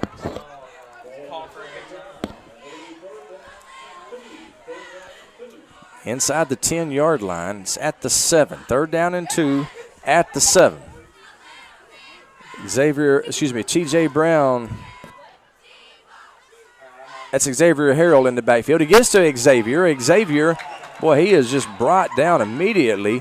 I don't think he got the first down. It's going to be short of the first down. It might have been a horse collar tackle, but I don't see any flags flying. It's going to be 4th down. They're going to call that a loss, actually. Tackle for a loss as number 22, Caden Calhoun, nearly took the head off the shoulders of the X-Man. So now 4th down and 2 from the 8. Let's see if the Raiders are going to try to kick a field goal or if they're going to go for it. They trail 8-7. Looks like they're going for it, C-Money. Pistol formation. Xavier Harrell has the ball running left side, and he's got the first down. Across the 5-yard line, good tough run there by the X-Man. Xavier Harrell. It's going to be 1st down and goal for the Raiders at the Paragould 4-yard line. And I like the aggressive nature of the Raider offensive coordinator play calling, Clint Wilson. 4th down. Let's not get 3. Let's try to get 6. I like that, C-Money. I do too, and you got to give credit to Xavier Harrell for finding the hole. That's a good, tough run. 1st down and goal to go from the 4 to give it to T.J. Brown. T.J. Brown running left side. He's into the end zone. Touchdown Raiders, a 4-yard touchdown run by downtown T.J. Brown. What a fight by T.J. Brown, just fighting his way to the end zone. This is not the first time tonight, too. He just keeps fighting for extra yards. He did that this week and last week at Brooklyn, too. He sure does, and he is a very athletic young man, fast, but let me tell you something. He's got a little fight in him, too. As the kids like to say these days, he's got that dog in him. He sure does. Mason Wan on to attempt the extra point to extend this Nettleton Raider lead. It's 13-8 right now. They blow the whistle dead. It's offsides against Paragould. It will take it half the distance to the goal. For the PAT, they put the ball on the 3-yard line. So it'll be at the 1.5. Now Nettleton has a decision to make. They want to go for 2 here, or they want to keep the kicking team out there and kick it. Successful, they're going to do that. They're going to keep the PAT team out there. So Mason Wan going to attempt the extra point kick. The kick is up, and the kick is good. With 4:48 to play in the second quarter, the score is now Nettleton 14, Paragould 8. We'll be back in 30 seconds for more Raider football on the EAB Sports Network. You raised your family here, did every July 4th here, refinished the floors here twice, sized up your daughter's boyfriends here, waited in the doorway all day when your son was coming home on leave. This place has given you all you've dreamed of, and now it's giving again, in the form of a gourmet kitchen and the quietest dishwasher known to man. Realize your dream with a home equity line of credit from Simmons Bank. Dreams realized. SimmonsBank.com. Member FDIC, equal housing lender, subject to credit approval. Raider football on NTV and the EAB Sports Network. We are glad to have you with us on a drizzly night in Paragould. 67 degrees and a little bit of moisture has started falling from the sky. The Raiders lead Paragould 14-8. After a 4-yard touchdown run by downtown T.J. Brown. Now Mason Wan on to kick off. Booms it to the 10-yard line where it is fielded by Chipman. And Chipman is brought down. Caleb Tedder leading the tackle for the Raiders. Also in on the stop for Nettleton is the X-Man, Xavier Harrell. So it'll be 1st and 10 Rams from their own 24-yard line. Nettleton scored first in the first quarter. They led 7-0 at the end of that quarter. Then Paragould drove the ball down the field, and in the second quarter with 10:55 remaining, they scored on a Cole Chipman 23-yard run. 2-point conversion was good. That made the score 8-7. Nettleton scored, making it 14-8. Paragould back to work. Quarterback keeper, that's Chipman. He is stood up by a wall of Raiders, including Ahmad Hurston and Damon Coleman in on the stop as well. Looks like big number 55, Danny Gary in the stop. Out the hood and on the line, Danny Gary. It's a gain of 2, 2nd down and 8. Danny Gary is in your second period NTV class, C-Money. He is. I think he's a good dude, man. I like him. He is a great NTV student, also a great football player. He doesn't have much Riz, though. Quarterback keeper running the left side, and he is brought down by Nettleton's Damon Coleman. He gained several yards on the play. It's going to be 3rd down and 4 for Paragould, and now would be a good time for a defensive stop right here. 3:47 to play in the second quarter. The score is Nettleton 14, Paragould 8. You would like a defensive stop here. Yep. 3rd down and 4, no doubt about it. Get the ball back, score before halftime. Paragould will get the ball in the third quarter. We will kick off to them anyway.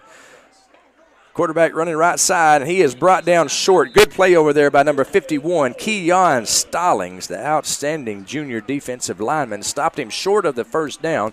It's going to be 4th down and 1. And let's see if Paragould punts it away or decides to go for it. It is 4th down and 1. Ball on the 33-yard line of the Rams. And it looks like Paragould's going for it. 3 minutes to play. Boy, this is risky right here. But they feel like they can get 1 yard. Let's see if they're successful. Direct snap to the quarterback. He's got the first down. He was hit in the backfield, just kept on moving forward, and it's a 1st down for the Rams. It'll be 1st and 10 for Paragould at the Ram 40-yard line. The clock is at 2:40 and ticking. Nettleton leads Paragould 14-8. This slow, methodical Paragould offense, they're going to struggle to get the ball into the end zone without a big play. They give to number 2. Number 2 stood up by Cohen Liggins. Tackled after a gain of a couple of yards. Line judge gives him a pretty favorable spot. It's going to be a gain of 4, actually. 2nd down and 6. He must have lunged forward after I quit looking or something. 2nd down and 4 for Paragould. Ball on their own 44-yard line. Clock is under 2 minutes now here in the second quarter. The score is Nettleton 14, Paragould 8. Now Paragould quickly to the line.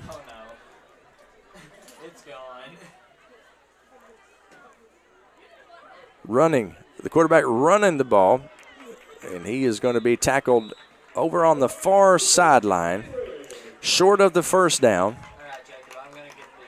Making the stop for Nettleton is Jamarcus Johnson. He's back out there. Good play by big number 60. It'll be 3rd down and 2 for Paragould. And play is whistle dead. I believe Paragould has called a timeout. We'll take that timeout with them with 1:19 to play in the second quarter. Your score is Nettleton 14, Paragould 8. Back in 30. Raider football on the EAB Sports Network. Mom, I can't get my homework to upload. Dad, my video game is froze again. Babe, is our internet down again? I'm missing the big game. Honey, I'm trying to make this online payment, but it just keeps buffering. Get your life up to speed with high-speed internet from Empower Broadband. Empower's reliable service brings high-speed internet to even the most remote areas of Northeast Arkansas. With Empower Broadband, you can stream your favorite movies, video chat with loved ones, work from home without interruptions, and so much more. Empower Broadband. Life up to speed. For more info, visit empowerbroadband.com.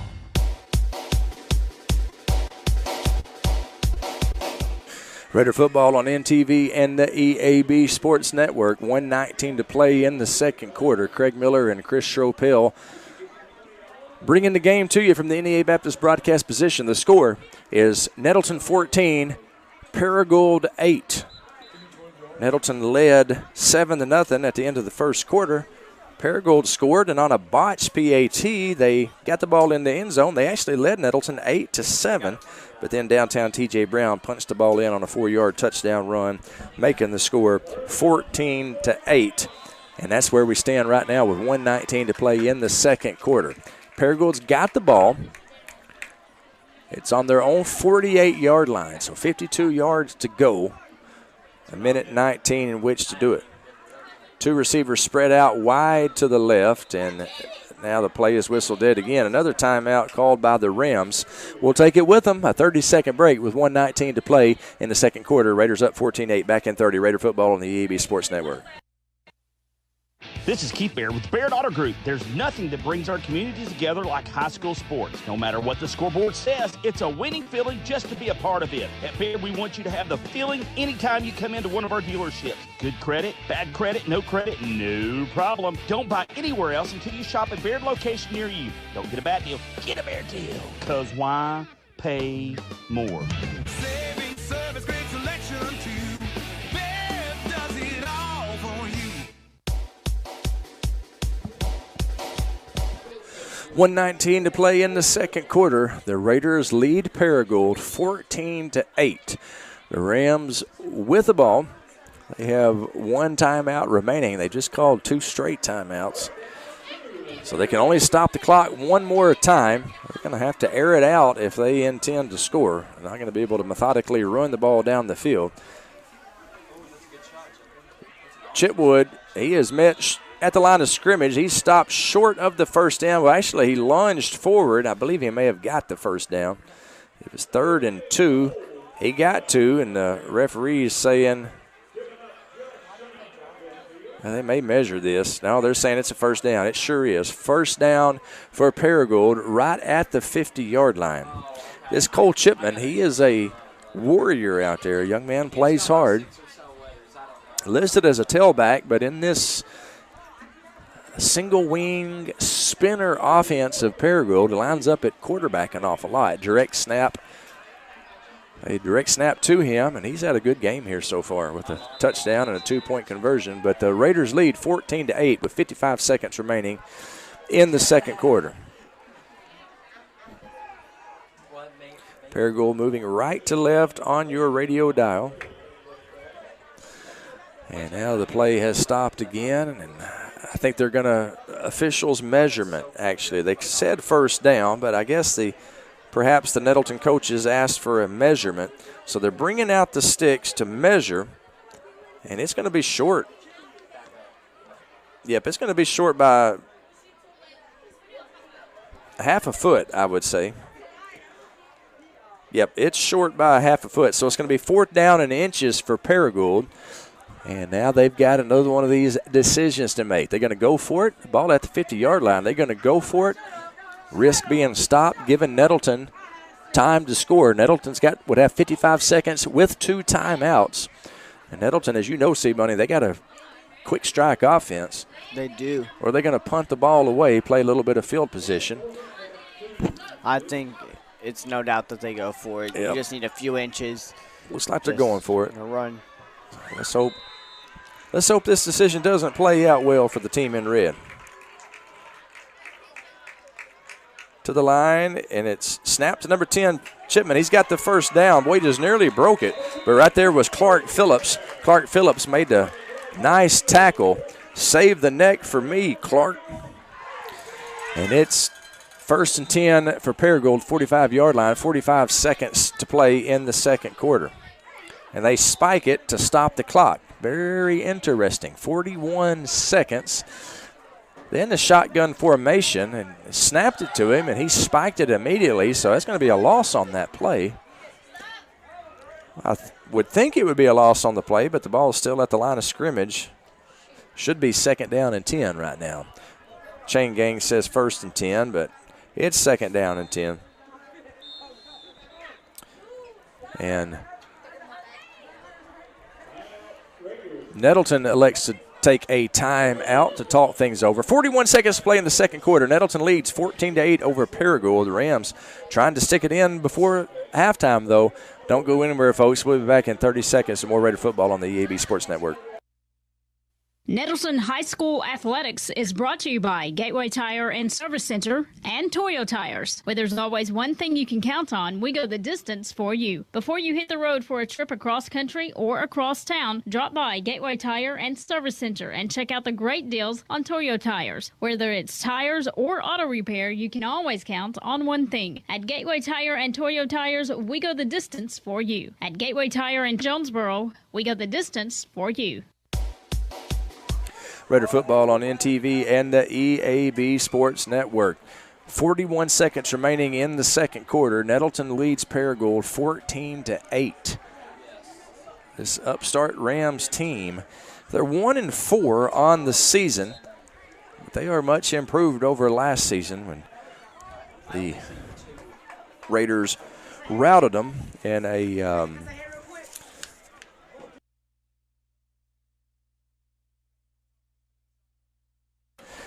got some Paragould faithful trying to mess with our audience microphone down there.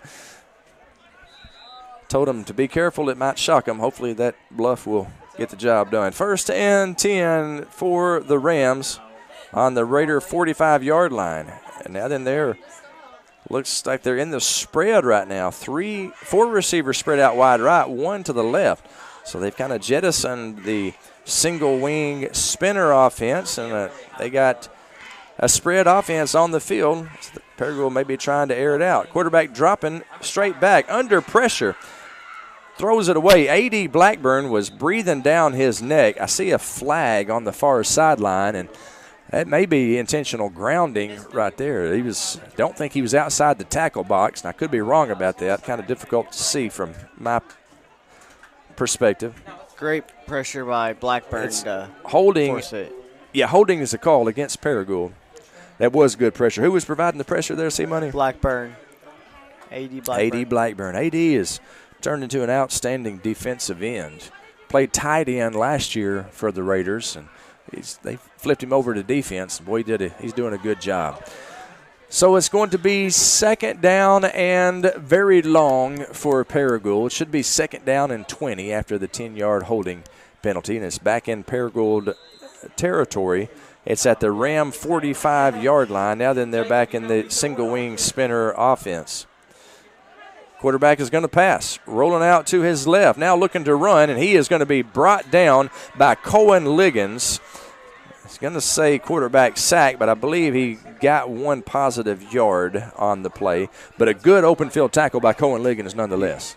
He is Cohen Liggins. He's been playing very good football this whole season, and just another play to add to that list. Yep, and this will be the last play. There's less than 10 seconds to play in the second quarter, and they're going to maybe take a shot to the end zone.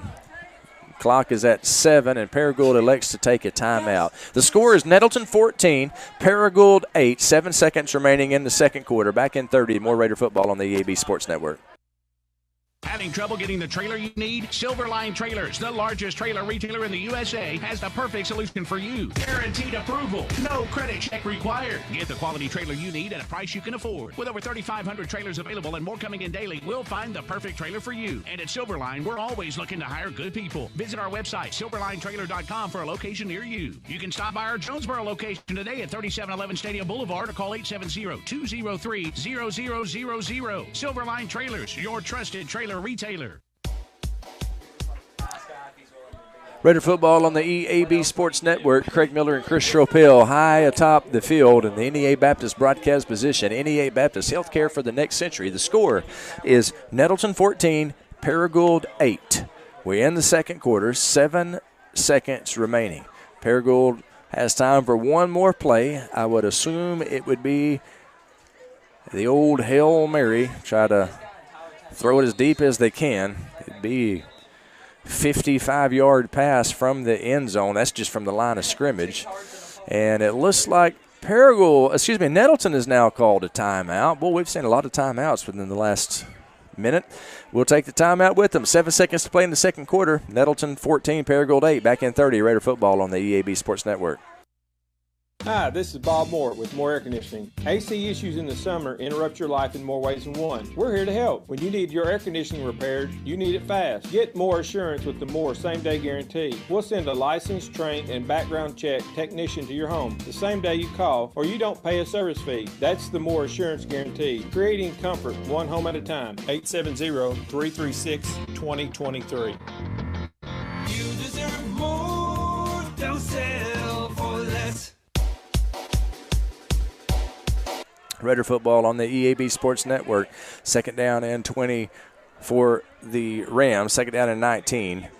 7 seconds remaining. Nettleton up 14-8. Quarterback rolling out to his right, and he is going to be tackled by Keon Stallings. Unfortunately, Keon grabbed his face mask, and that's going to is a quarterback sack for Keon, but there's going to be a personal foul face mask tacked on to it, and so it will be an automatic first down. And for the Rams, the clock says 0.3 seconds, so they will have time for one more play as this game, which was moving along very crisply, it has started moving at a glacial pace within the last 10-15 minutes. Paragould has it first. Well, actually, this 15-yard penalty after the play is not an automatic first down. My apologies for that. It would be third down and 14 for Paragould. In any event, it's immaterial. They got time for one more play as the clock is at 0.3. Nettleton leading 14-8. They're going to run it. Chipman, right side. He is brought down at about the 35-yard line of the Raiders, and that's the end of the first half. Your score, Nettleton 14, Paragould 8. We will take a 5-minute break, and when we come back, we will have the Kavanaugh Auto Group halftime show brought to you by Kavanaugh Auto Group. Hey, why don't you do this right now? You got 5 minutes till the show starts. Why don't you check out Kavanaugh's entire selection of new and pre-owned inventory at KavanaughCars.com. From the comfort of your home, you can go car shopping. Nobody's going to bother you, and you can find out all the information about all the cars, trucks, and SUVs offered by Kavanaugh Auto Group. Tune in later tonight to the Ticket Radio Network for Friday Night Light Scoreboard Show presented by Kavanaugh Auto Group. Will Oswalt will have a full recap of everything going on across the area and across the state. That's a Friday Night Light Scoreboard Show, but that's a little bit later. Coming up next, the Kavanaugh Auto Group halftime show. At the half, Nettleton leads 14-8 over Paragould. Back in 5, Raider football on the EAB Sports Network. Get huge savings now at every Kavanaugh dealership. Kavanaugh has a great selection of late model, low mileage, certified pre-owned cars, trucks, and SUVs. And most are still under factory warranty. We have every make and every model, so you're sure to find the vehicle you want. And when you buy at Kavanaugh, every new and used purchase comes with 1 year of free maintenance. Plus, we buy cars. Bring a vehicle, get a check. Come see us today at one of our dealerships or go to KavanaughCars.com. When this is the sound of a waterfall in nature, there's no cause for concern. But when it's the sound of water gushing through your living room ceiling because a pipe bursts inside the wall, there's reason to panic unless you pick up the phone and call 1-800-SERVPRO. Only the cleanup and restoration specialists at ServPro can help make fire and water damage like it never even happened. So make the call to 1-800-ServPro at the first sign of water damage. Franchises are independently owned and operated. Or call me, David Ellison, at 870-897-7888 or 870-934-0501 for your next fire or water cleanup. First Security has been putting our home state first since 1932, helping fellow Arkansans and their families buy homes, grow businesses, and build futures. Today, First Security is still committed to helping you bank better, providing local solutions and local support in the places we love too. It's community banking with people you know and people you know you can count on. First Security. Bank better. FSBank.com. Member FDIC. No matter what the season, it's always a great time to go to Wings to Go. Whether it's football, whether it's basketball, whether it's baseball, whether it's wrestling, whether it's anything, the wings, the salads, the hamburgers, everything they have at Wings to Go is always flavorful and it's always ready. All that has to happen is you come down and enjoy them. Happy winging from Wings to Go. Ship anything, anywhere at your #1 shipping source, Pack Mail in Jonesboro. Here's Pack Mail Tim to tell us more. We are the experts at finding solutions for even the most demanding shipping situations, and our experienced staff can help you choose the best option. So if you need to go to the post office, then FedEx, or all the way out to UPS terminal, and then get that international shipment to DHL, you can do it all in one fast, convenient, and friendly place. Pack Mail. 361 Southwest Drive in Jonesboro. Ship anything, anywhere, today at Pack Mail. Whether you're replacing an old appliance or remodeling your whole kitchen, the appliances you need are right around the corner with GE Appliances at Tucker's Appliance Superstore in Jonesboro. Shop timeless designs and time-saving features on the appliances that are built to last in the busiest homes. Visit Tucker's Appliance today and upgrade your home your way with GE Appliances and your local experts. Shop Tucker's Appliance today and save. Tucker's Appliance. Hello, I'm estate planning and elder law attorney Chad Oldham. More and more often today, I hear clients tell me that the only thing golden about the golden years is that it takes all the gold to grow old. Don't be a victim of rising healthcare and nursing home costs. Be prepared. Have a plan. Contact us today to find out how we help our clients protect and preserve assets for family and future generations. The Oldham Law Firm, 603 Southwest Drive in Jonesboro, or visit us on the web at oldhamlawfirm.com.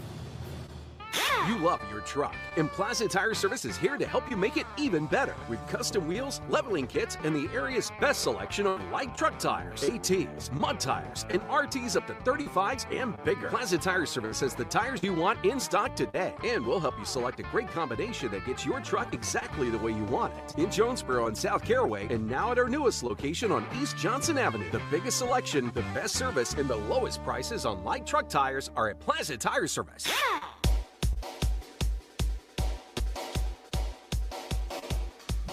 Raider football on the NTV EAB Sports Network. Here at the half, the score is Nettleton 14, Paragould 8. I want to welcome you into the Kavanaugh Auto Group halftime and remind you that you can check out Kavanaugh's entire selection of new and pre-owned inventory at CavanaughCars.com. That's CavanaughCars.com. And don't forget, the Friday Night Light Scoreboard Show after the game on the Ticket Radio Network, presented by Kavanaugh Auto Group. Will Oswalt will have a full recap of everything going on across the area and across the state.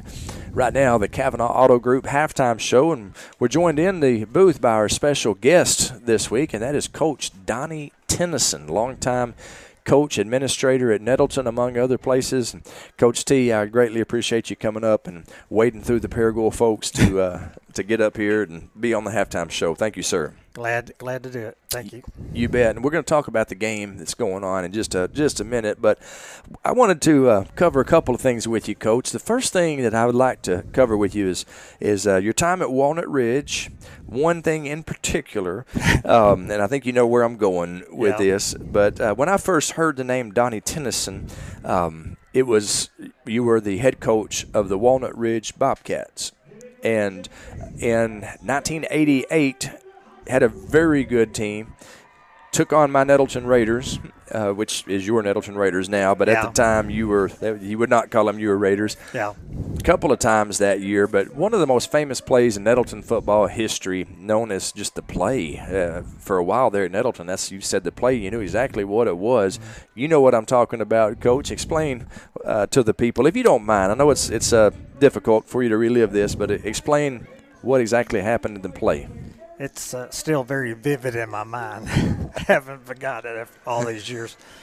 It was late in the game. I think there was like 17 seconds to go. Nettleton had no timeouts. And we're playing a prevent defense, Walnut Ridge backed up and everything. And they went with four wides, or went down 2 inside slot guys and 2 wide guys. And so anyway, they threw it down the middle, and we had one safety that kind of went up and thought he had it, and it went over his head. And the receiver just kind of caught it right behind him and just mid-stride. And then the other safety kind of was behind him, but he had stopped thinking the first safety was going to intercept it. And then all of a sudden, the receiver – who was it? It was Sean Johnson. Sean Johnson. I can't believe I forgot his name.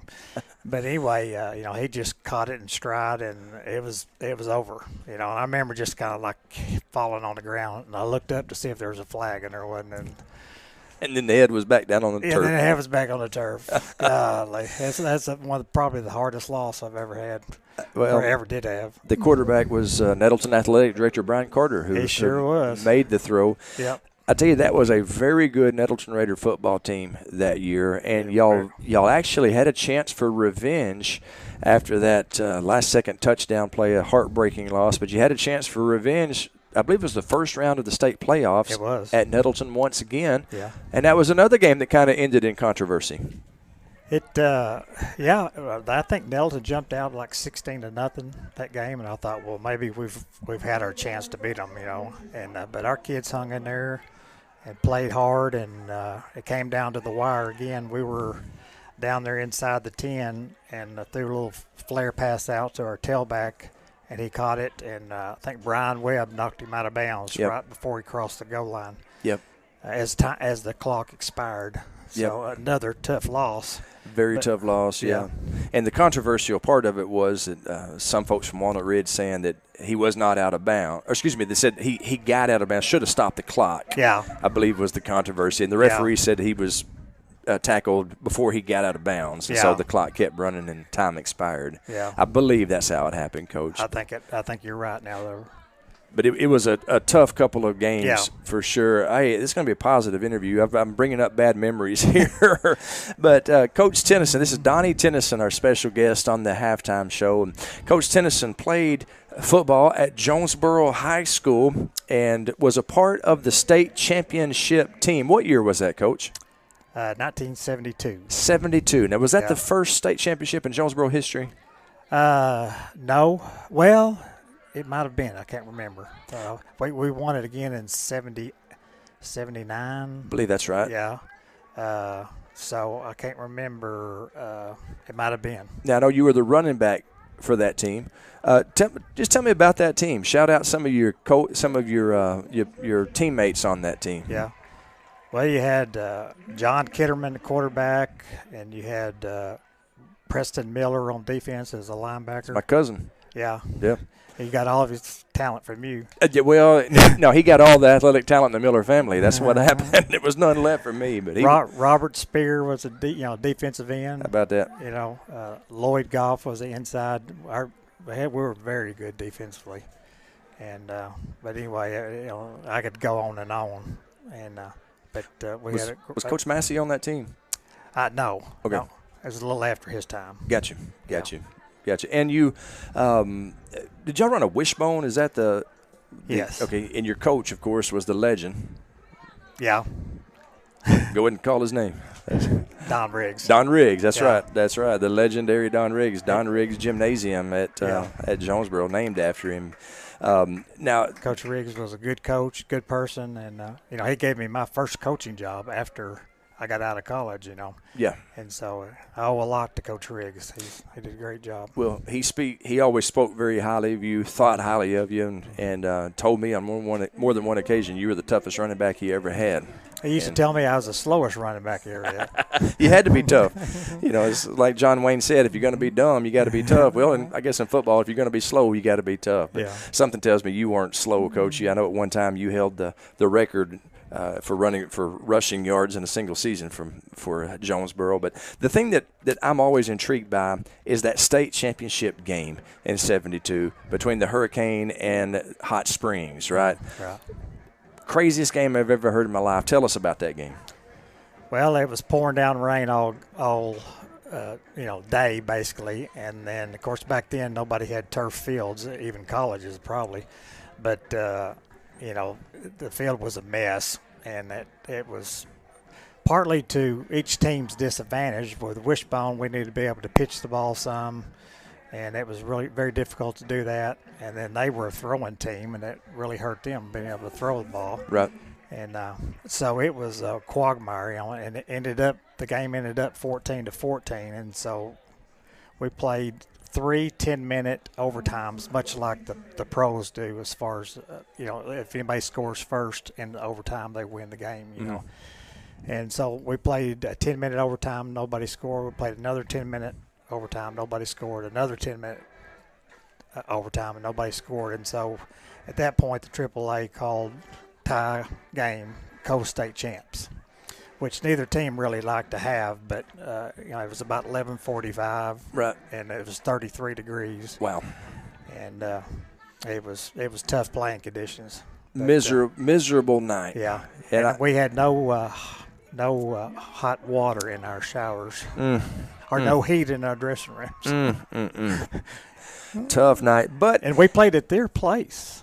At Hot Springs. Yeah, I mean, back then, I guess whoever got the nod as far as being the number 1 seed, you had to go there. Wow, no neutral site. No neutral site, so that. Wow, but the Hurricane was named state champions, even though it was co-state champions. Yeah. You and your teammates had to feel good that y'all were state champs. Oh yeah, definitely. Coach Donnie Tennyson, our guest on the halftime show, brought to you by Kavanaugh Auto Group. Coach, I'm going to ask you this, and you had a great run at Nettleton as a coach. I want to ask you. Looking back on your tenure at Nettleton, in my mind, 3 highlights. Now I know you may say that there's other things obviously that happened good, but 3 things that stand out to me in your tenure, and I'm going to ask which means the most to you. Okay, you coached the team, the very first Nettleton team to ever beat Jonesboro, your alma mater.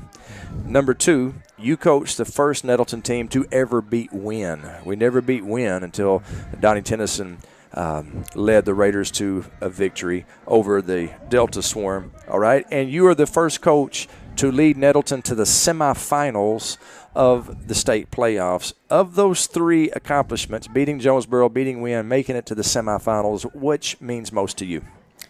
Well, it would be hard to say. They were all very special those times, so we were very excited in all those occasions, and being able to beat Jonesboro, and they had a good team and good coaching staff. My best friend, Jim DeVazier, was over there at Jonesboro, which I play golf with every day now. But that game probably never comes up either, does it? No, we don't talk about that game too much. But anyway, it was just one of those games that the ball bounced our way, and our kids played well, and then that was the year after we actually went to the semifinals when we had. That's right. Derek Lawson, a great year that year. Yep. Had a good offensive line, and the Wynn game also was after the year after. Right. So, but anyway, we were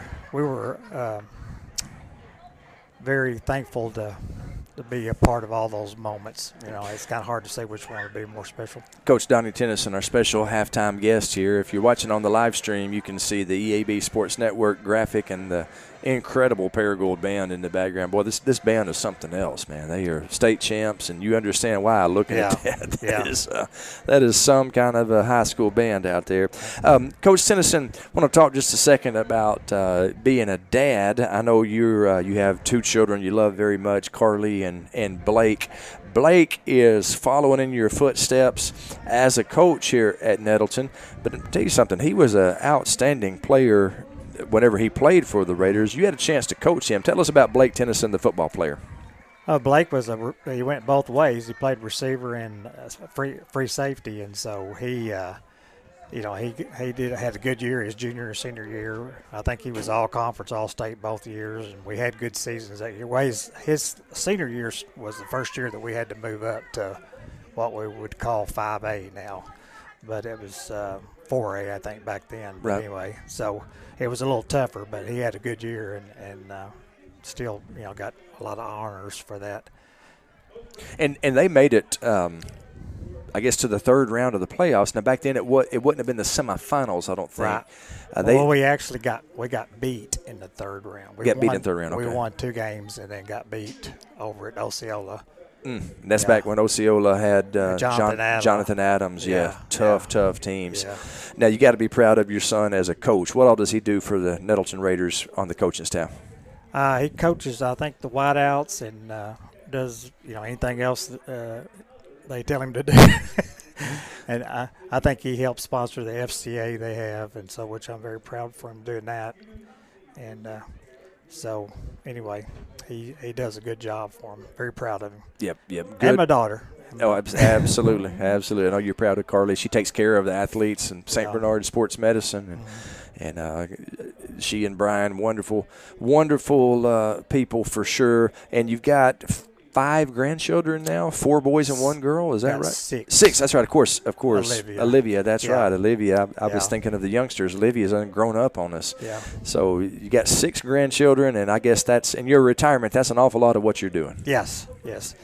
We're actually not keeping one of the grandkids right now for this first time since we started retirement, because he started preschool, so we got them all in school now. It's almost like an empty nest all over again. Then. Yeah, it's kind of weird. Kenny and I were looking around the other day like, what we do here? Former Nettleton head coach and administrator Donnie Tennyson, one of the most respected men to ever work at Nettleton, is our guest here on the halftime show. Coach, before we let you go, tonight's game, the score is Nettleton 14, Paragould 8. I think you and I both would agree it's a little bit closer than what we'd be comfortable with right now. I'm definitely not comfortable. Hope we could get off to a good start here in the second half. They're going to have the ball first, which it's going to be a good, probably a good view on how the Moles are going to go to start the second half. If we can stop them, or if they march down there and get a score. So anyway, it's gonna be a dogfight. Maybe you can go busting down on the sideline and tell Coach Hampton what he needs to do. Don't think I would do that. Absolutely not. That's Coach Donnie Tennyson. Coach, thanks so much. I have tremendous respect for you, and thankful for your friendship to me through the years. Well, thank you for goes the other way too. Appreciate that, sir, and everything you've done for our school, and love you and your family greatly. Anything that we can do for you, to give us a holler, man. That's Donnie Tennyson, one of the all-time greats. He's our halftime guest on the Kavanaugh Auto Group halftime show. I tell you what we'll do. We will take a 1-minute break, and when we come back, we will have the second half for you. So back in 1 minute with more Raider football on the EAB Sports Network. Evolve Bank and Trust is now bringing full-service banking to Jonesboro. To celebrate, we're offering you $200 extra. Just open a new checking account with Evolve. Have at least 2 qualifying direct deposits of $500 or more within 90 days. Then we'll deposit $200 extra into your account. It's just that easy. Open a new Evolve checking account and receive an extra $200 in your account, plus free checks for a year. Restrictions apply. Visit getevolved.com/special promotion for more details, or come in and see us at 111 East Huntington Avenue, Suite A, or call us at 870-933-2480. That's 870-933-2480. Evolve Bank and Trust. Equal housing lender. Member FDIC.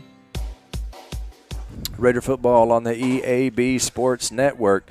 Kavanaugh Auto Group halftime show coming to a close. Let me remind you, you can go to KavanaughCars.com to check out their entire selection of new and pre-owned inventory. At the half, it is 14-8. Nettleton with the lead. Nettleton scored, first of all, on a touchdown pass from the Mad Dog to Q Thompson. They scored the second touchdown, a 4-yard touchdown run by downtown T.J. Brown. And Nettleton leads 14-8 as we're getting ready to start the third quarter. Paragould will receive the opening kickoff. Mason 1 on to kick. Mason booms it deep. It is fielded at about the 10-yard line by the Rams. Chipman on the return, and good open field tackle there by Damon Coleman. Damon Coleman brings down Cole Chipman, and the Rams will have it 1st and 10 at the 35-yard line after a 25-yard return by Cole Chipman. Cole Chipman scored the Rams' lone touchdown in the second quarter, and then he caught a touchdown pass on a busted PAT play. He gave Paragould a 8-7 lead. Nettleton retook the lead on a T.J. Brown touchdown run. It's 14-8 right now as we start the third quarter. Fullback dive up the middle, and a tackle made by number 60, Jamarcus Johnson, number 50, Clark Phillips. A gain of 2, 2nd down and 8. Good run defense by Nettleton.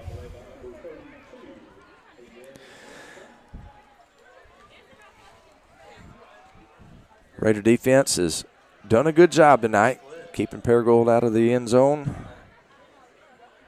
They scored 1 touchdown on them in the first half. Let's see if we can't pitch a shutout in the second half.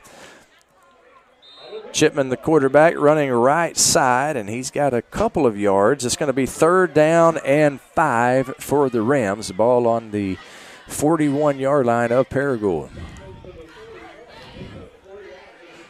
C-Money, did you ever play football? No, sir, I didn't. You just like supporting the team, right? I want to play football my senior year, though. That'd be cool, man. That'd be cool. You go from the broadcasting booth to the field. That'd be a story. 3rd down and 5 for the Rams. This unorthodox single wing spinner offense. I've never seen anything like it. I'm not going to lie to you. It's kind of difficult to call. Chipman running the ball right up the middle. He stood up at the line of scrimmage, and it's going to be a short gain for the Rams. Good job there by the Raider defense. Ahmad Hurston in on the stop. Also leading the tackle for Nettleton is number 55, out the hood, Danny Gary. 4th down and 4. He's a member of the Dos Locos NTV second period team. Paragould sending out their punting unit, and a good 3-and-out stop for the Raider defense. Nettleton doesn't have anybody back deep to receive the punt. They're going to be content just to let the thing roll where it may. And it is a short punt. It barely makes it to a 1st down. So about a 12-yard punt before it is stopped by the Paragould Rams, and it's going to be 1st and 10 Nettleton at the Paragould 48-yard line. Now, we're up here in the booth. Thankfully, Paragould's got a nice press box. I guess the wind is really blowing out there. That ball looked like it was stopped by a pretty forceful wind. It's a chilly, damp night here at Paragould. Didn't know it was going to be raining in the forecast, but it has been raining a little bit off and on in this game.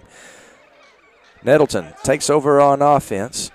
Maddox Hampton rolling to his right, looking to pass. Throwback is complete to Q Thompson, far sideline. He shucks a defender or two, still on his feet, goes down just shy of the 30-yard line. A nice, well-designed pass play there. 1st down, Raiders. Nice pass from Maddox Hampton to Q Thompson, his main receiver. He's been feeding it to Q all night, and just another ball for Q there. So it's going to be 1st and 10 Raiders from the Ram 31-yard line. Downtown T.J. Brown in the backfield with the Mad Dog. He gives to T.J. Brown. T.J. burst left side, close to a 1st down. It's going to be a gain of about 9 for the Raiders sophomore running back. 2nd down and 1 for the Raiders. Ram a little bit slow getting up. Jerry Hudgens there to help him along. 2nd down and 1 for Nettleton, who's playing an up-tempo offense here. Now Maddox Hampton, after a hard count, he checks the sideline, gets the signal from Coach Blake Tennyson. 2nd down and 1 for the Raiders. He's taking a shot downfield. It is complete, far sideline, complete to Nigel Bell for a touchdown. Touchdown Raiders, a 23-yard touchdown strike from Maddox to Nigel Bell. Touchdown Raiders. Wow, that was a beautiful ball from Maddox Hampton. Lost it up into the air for Nigel Bell, and just a great completion. Nigel Bell, I believe it's his 1st receiving touchdown of the year, so that's always a good feeling. I know he scored a touchdown in the scrimmage, but I believe you're right. As far as regular season goes, that was an outstanding catch on the far sideline. Maddox Hampton delivered it where only Nigel Bell could catch it. A great throw by the Mad Dog, and a heck of a reception by Nigel Bell. Touchdown Raiders. Raiders lead 20-8. Mason Wan on to kick the extra point, held by Caleb Tedder. Snap is good, hold is good, kick is good, and the Raiders take a 21-8 lead with 8:45 to play in the 3rd quarter. Back in 30 seconds for more Raider football on the EAB Sports Network. Continue your post-win celebration in a space you can be proud of with Barton's and Home Outlet. Locally owned and operated in Jonesboro, Arkansas since 1885, we're not just a building materials store. We're a part of your hometown spirit. Our teams are your neighbors, cheering next to you in the stands and supporting you in our stores. From accurate and timely kitchen, bath, floor, and door estimates to final product selection, we'll make your dream space a reality. Visit our teams at Barton's and Home Outlet for your home remodel today. Raider football on the NTV EAB Sports Network. Craig Miller and Chris Schropel, the grandson of the great Bud Schropel, bringing the action to you here from the NEA Baptist broadcast position. NEA Baptist, healthcare for the next century, with 8:45 remaining in the third quarter. The score of the game is Nettleton 21, Paragould 8. Nettleton led 14-8 at half. Defense had a 3-and-out stop, and the Raider offense quickly converted. The drive ended on a 23-yard touchdown pass from the Mad Dog Maddox Hampton to number 18, Nigel Bell. 21-8 the score. Mason won. Kicks it deep, fielded on the 10-yard line, and brought down at the 30. Cohen Liggins and Caleb Tedder on the stop. Downtown TJ Brown also had his nose in there. So it's going to be 1st and 10 for the Rams at the 30-yard line. Their own 30.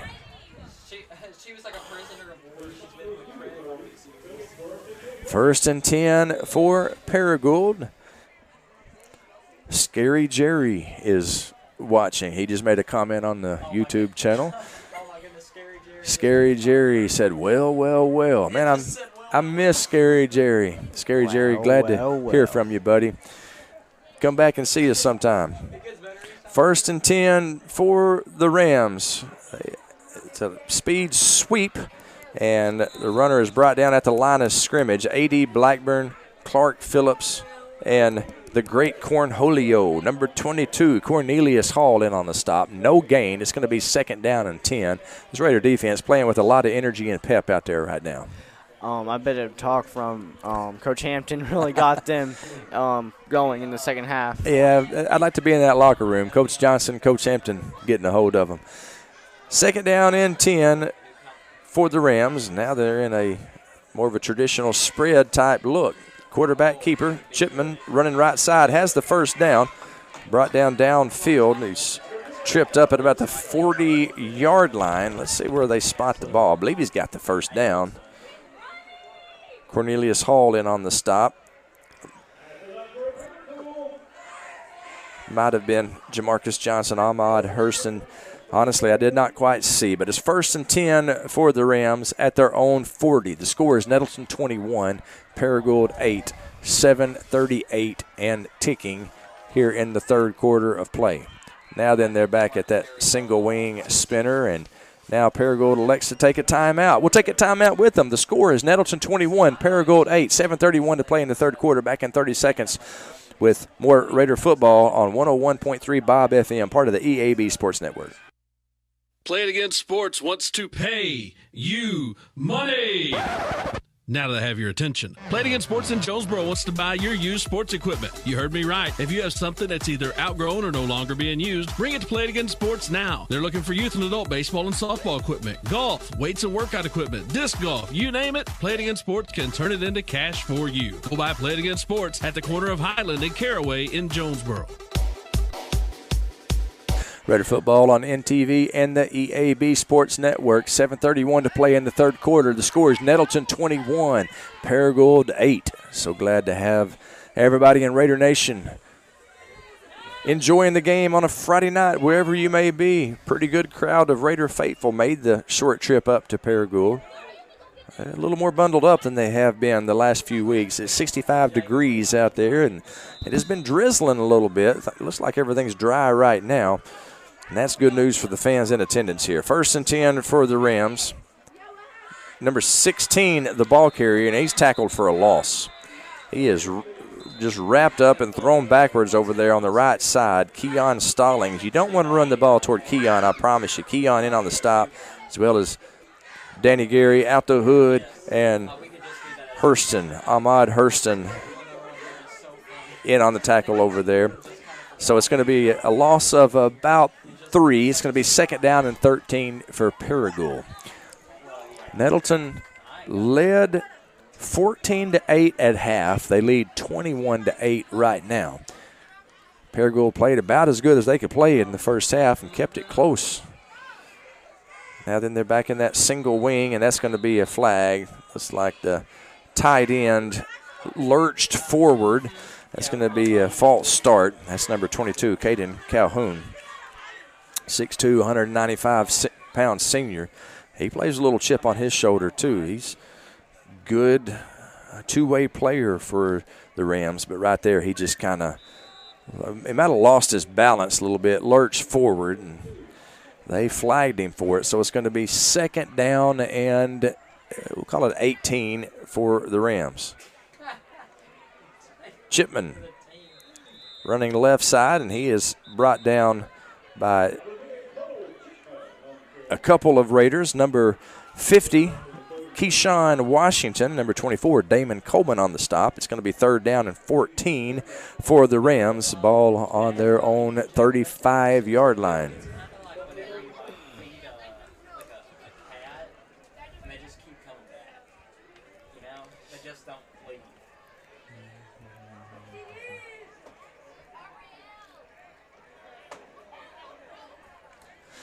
Got a text from Chris Hutchison saying it took him 3 quarters figuring out how to call this game, how to follow the ball. It's not easy for a play-by-play guy. They're going to pass.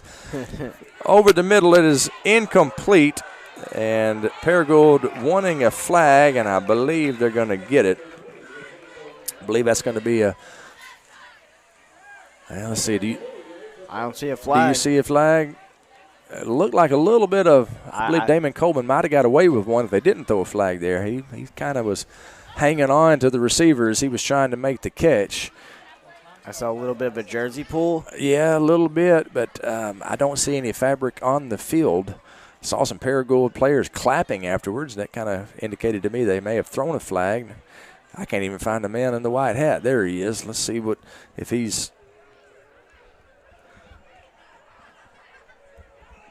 is going to make any indication. They seem to be taking their time talking it over out there, and now then he's turned to the press box. Let's see what he says. Yeah, pass interference against Nettleton. I do believe that's a pretty good call. It's going to be close to a first down. Now, this is one way that high school football differs from the NFL. In the NFL, it's a spot foul. In high school football, it's a 15-yard penalty. It's not an automatic first down. So the scoreboard says third down and 15. It looked more like third and 16 to me. I believe it's going to be third down and about 1 for the Rams, and that's exactly the situation. Third down and 1 for Paragould. The ball on their own 49-yard line. Nettleton 21, Paragould 8, 5:49 to play in the third quarter. After the 15-yard penalty. Now, as we said, C-Money, you know we're rooting for Nettleton. We're not making any secrets about that, but you got to be honest. That did look like, well, now then they gave him an extra yard, and they're saying first down. Now, come on, ref, what the heck was that about? The ball was on the 49-yard line, and all of a sudden the man in the white hat just moved it up 1 yard. That's something you see on the playground. When the other team's not looking, just move it. That's what that referee just did. Coach Stephen Hampton can't believe it. I can't believe it. What in the world are we watching here? First and 10 for Paragould. Ball on the 50-yard line. It was a yard short, but the referee just picked it up and moved it a yard. I'd never seen anything like that. I haven't either. I don't know. There's got to be some kind of reasoning why the man in the white hat did that, but that sure looked crooked to me. Offsides now against the Raiders. Flags are starting to kill our defense. See, Money, I'm not one to criticize officials. I know they got a tough job, but I have no idea why they did that. It was third down and 1. The referee just picked it up and moved it a yard. No rhyme or reason for it. Exactly. First down and 5. They're going to make me hurt somebody. First down and 5 for the Rams. They trail the Raiders 21-8. They give to one of the running backs, and it's going to be a gain of a couple. That's number 2, Corbin Bailey, the ball carrier, and he's short of the first down. It was first and 5. He gained a couple of 3 yards. It'll be second down and 2 for the Rams. Ball is in Nettleton territory. It's at the Raider 42-yard line.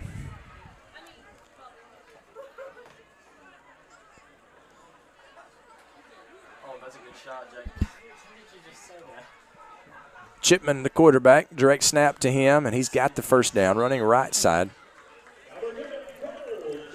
Move the chains. It'll be 1st and 10 Rams at the Raider 39-yard line. 5:03 to play in the third quarter. Your score is Nettleton 21, Paragould 8.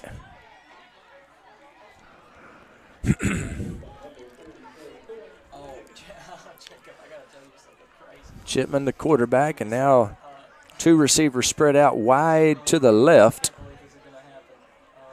Direct snap to number 7, running right up the middle. Has a gain of about 5 before he's brought down. Cohen Liggins in on the stop for the Raiders. It's a gain of 4, 2nd down and 6. Cohen just getting in there for those tackles.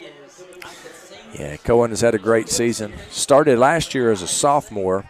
Did an outstanding job for the Raiders last year as a 10th grader, and he is second-year starter, and boy, he is doing a great job as middle linebacker for the Raiders. 2nd down and 6 for the Rams. Nettleton leads 21-8 here in the third quarter. Chipman right up the middle, right side. He keeps those legs churning, and he's close to a first down. Let's see where the spot is. Maybe at the 30-yard line. That's a yard short, but the referee may just walk up and grab the ball and move it a yard forward. He's got a history of doing that here tonight. Maybe. Maybe. This time he doesn't do it. I still don't understand why he did that previously, but you can bet the TMC ain't happy about it. 3rd down and 1 for Paragould. Clock ticking in the slow, methodical Paragould offense. He runs left side, has the first down. Damon Coleman, Keon Stallings in on the stop for the Raiders. They're going to move the chains. It's going to be 1st and 10 Paragould from the Raider 28-yard line. 3:21 to play in the third quarter. The score is Nettleton 21, Paragould 8. If you're watching on the live stream, we weren't able to set up the scoreboard cam tonight, so we're going to just do our best to keep you abreast of what the time is. 3:08 right now as they hustle to the line of scrimmage remaining in the third quarter. 1st and 10 for the Rams. Chipman running right side. He is tackled by Cohen Liggins after a gain of a couple. It's going to be 2nd down and 8. Under 3 minutes now to play in the third quarter. Nettleton leading 21-8. Chipman just trying to milk this clock as much as possible, trying to slow down the game. Well, they're definitely a time of possession offense for sure. And there's no doubt they have won that battle tonight. They have had the ball a lot longer than Nettleton has. They've kept the ball out of the Raider offense's hands. 2nd down and 9. And the ball right up the middle. Good play fake. Fooled this play-by-play announcer. It's going to be 3rd down and 4 after a gain of about 4. They bring 3rd down and 4 at the Raider 27-yard line. Definite 4-down territory right here. They got 2 downs to get 4 yards. Chipman running right side. He is brought down close to the first down. I believe that's Damon Coleman leading the tackle over there. Cohen Liggins also in on the stop. 2 talented linebackers of the Raiders. Got to the line of scrimmage, maybe a short gain. It's going to be 4th down and a long 3. You could call it 4th down and 4. Matter of fact, the scoreboard operator here at Paragould's calling it 4th down and 4. 1:29 and ticking. Nettleton leads 21-8. 4th and 4, they're going to go for it. Big play here. Raider defense with a chance to get a turnover on downs if they can keep them from getting 4 yards. Unfortunately, the Raiders jump off sides on the hard count. They needed 4 yards. That's a 5-yard penalty. They're going to move the chains. It'll be 1st and 10 for the Rams. You know, in situations like this where there's 1 down, you can't mess up like that, especially in the red zone on 4th down. Yeah, the Raider defensive line, they're definitely amped up and want to get in there and make a play. You understand how they could make a mistake like that. 1st and 10 from the Raiders 17. Nettleton up 21-8. Little misdirection. Number 2 has it. He's met by Cohen Liggins initially. Stood up by Damon Coleman afterwards. Gets to the 15-yard line, a gain of a couple. It'll be 2nd down and 8 for Paragould. Clock is under a minute now. It's at 42 seconds and ticking. Nettleton leads 21-8. Paragould doing their best to eat up time on the clock. Paragould's number 2, Corbin Bailey, walked over and picked up his towel. Now he's back in the Paragould backfield. Running right side. Finally brought down. Cohen Liggins leading the tackle over there. That's a gain of a couple. It's going to be 3rd down and 7 for Paragould. That'll be the last play of the 3rd quarter. At the end of the 3rd quarter, your score is Nettleton 21, Paragould 8. Back in 60 seconds for more Raider football on the EAB Sports Network. Have you been struggling to find the right in-home care for your loved one? Well, look no further than Cornerstone Caregiving in Jonesboro. Their trusted staff can't wait to meet your loved one. They want to know what cereal they prefer, what music they listen to, what makes them feel most like themselves. They're proud to offer a thoughtful arrangement of services that promise compassionate care for you or your loved one. For more information, visit cornerstonecaregiving.com/Jonesboro. Cornerstone Caregiving, where compassionate care meets you right where you are. Build an exciting career that you can be proud of at Atlas Tube. The steel products we make can be found everywhere. Work in a technologically advanced, safe environment. Team up with the best and brightest people in the industry. Learn on the job and through our continuing education programs. And best of all, get rewarded. On the EAB Sports Network. The team at Jonesboro Orthopedics and Sports Medicine has been taking care of our local athletes for over 40 years. And now they have 2 locations with JOSM on Main and the all-new JOSM on Matthews. Inside St. Bernard's Health and Wellness Center with non-operative providers Dr. J.T. Fisher and the newest addition to the staff, Dr. Morgan Benefield. Call 932-1820. Find them on Facebook and at JonesboroOrtho.com. Jonesboro Orthopedics and Sports Medicine, excelling in our field so you can excel on yours.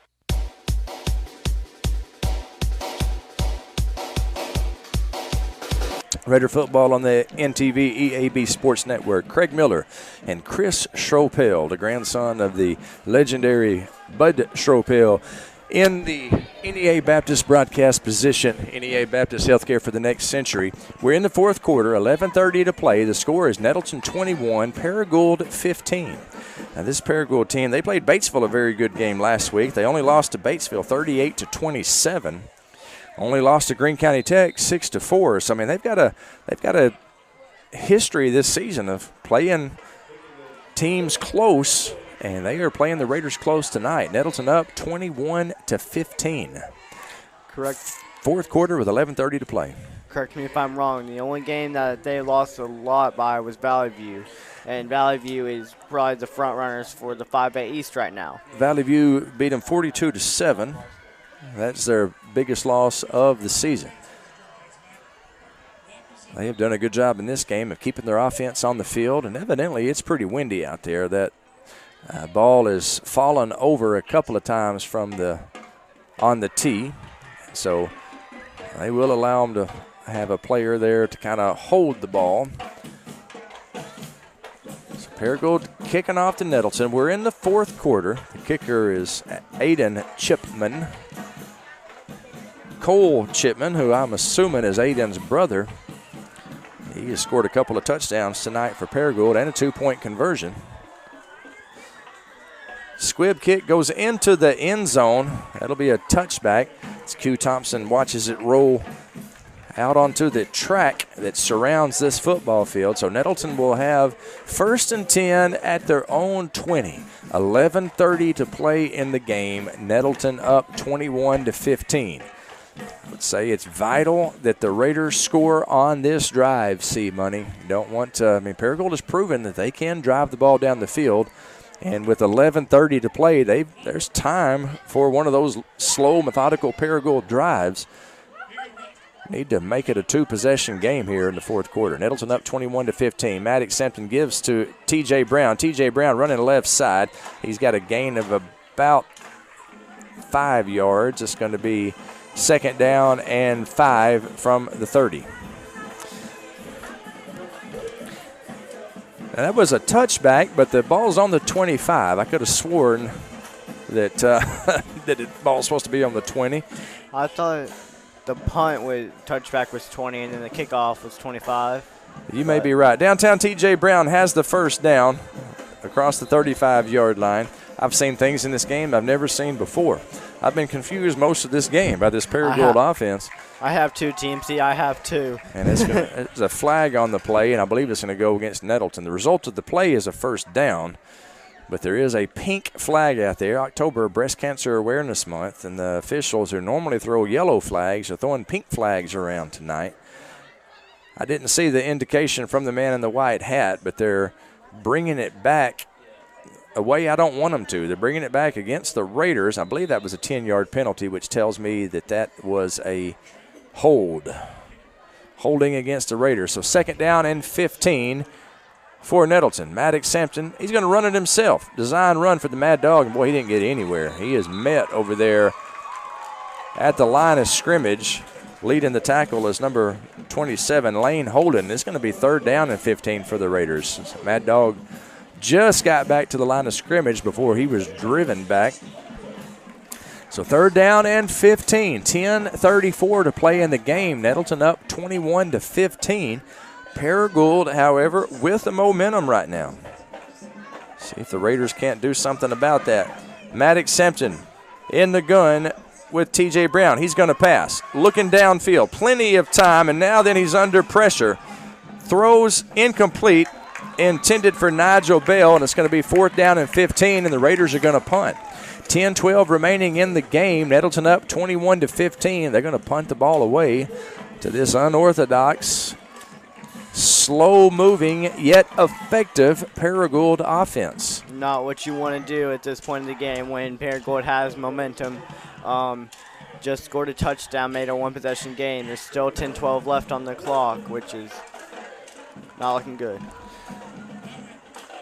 Hampton's punt lands at the 48, takes a Nettleton roll to the 40-yard line of the Rams. That's where T.J. Brown downs it. And it will be first and 10 for Paragould at their own 40. The Paragould Ram faithful, who, to be honest, has not had much to cheer about over the last 4 seasons. They stand up and applaud their team, who's played a very good game tonight. Paragould has won 2 games over the last 4 seasons. Nettleton has dominated this series. They've won 12 straight against the Rams. But this Paragould Ram team has played well tonight. 10:03 remaining, and Nettleton leads 21-15. Raider defense with 5 men on the line of scrimmage, trying to stop this methodical Paragould attack. Chipman, the running back, he's tackled by Cohen Liggins, but not before he gains about 8 yards. Running right side, and it's going to be second down for Paragould, just about midfield. Second down and 2 at their own 48.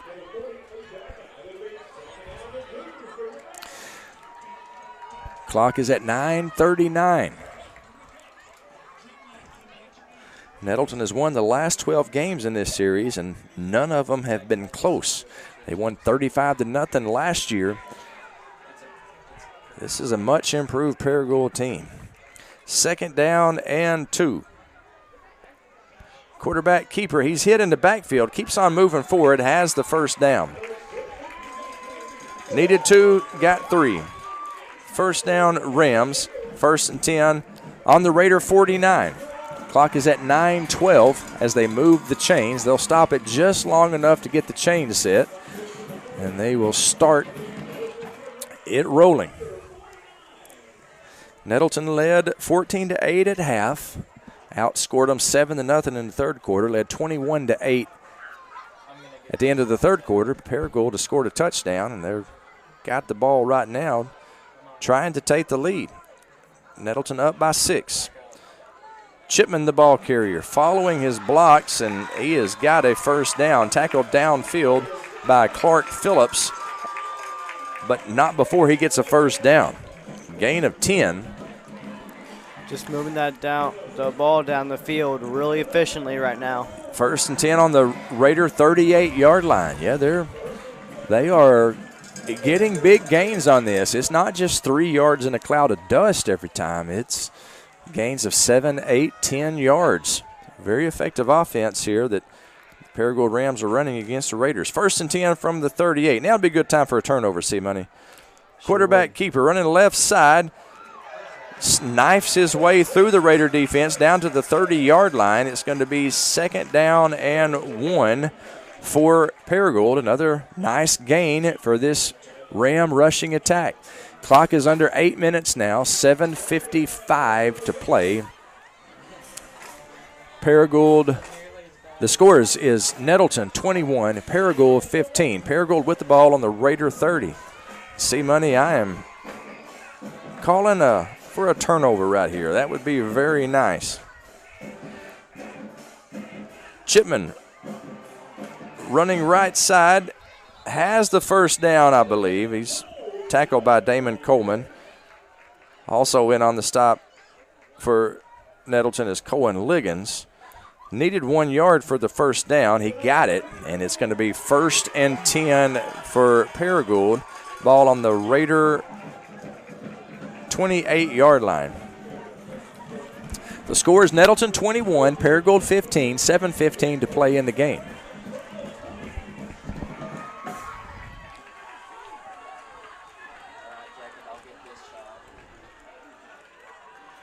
They got a couple of guys that you would call the quarterback lined up behind center. This beats everything I've ever seen, this offense that they run. They snap it and they run the quarterback keeper right up the middle. Keon Stallings in on the stop, thrown back by number 61 for the Raiders. That's Ahmad Hurston, outstanding sophomore defensive lineman. Looks like it might be a short loss. It's 2nd down and 10. Maybe 10 and a couple of inches. Ball on the Raider 28-yard line. Nettleton leads 21-15, 6:25 to play in the game.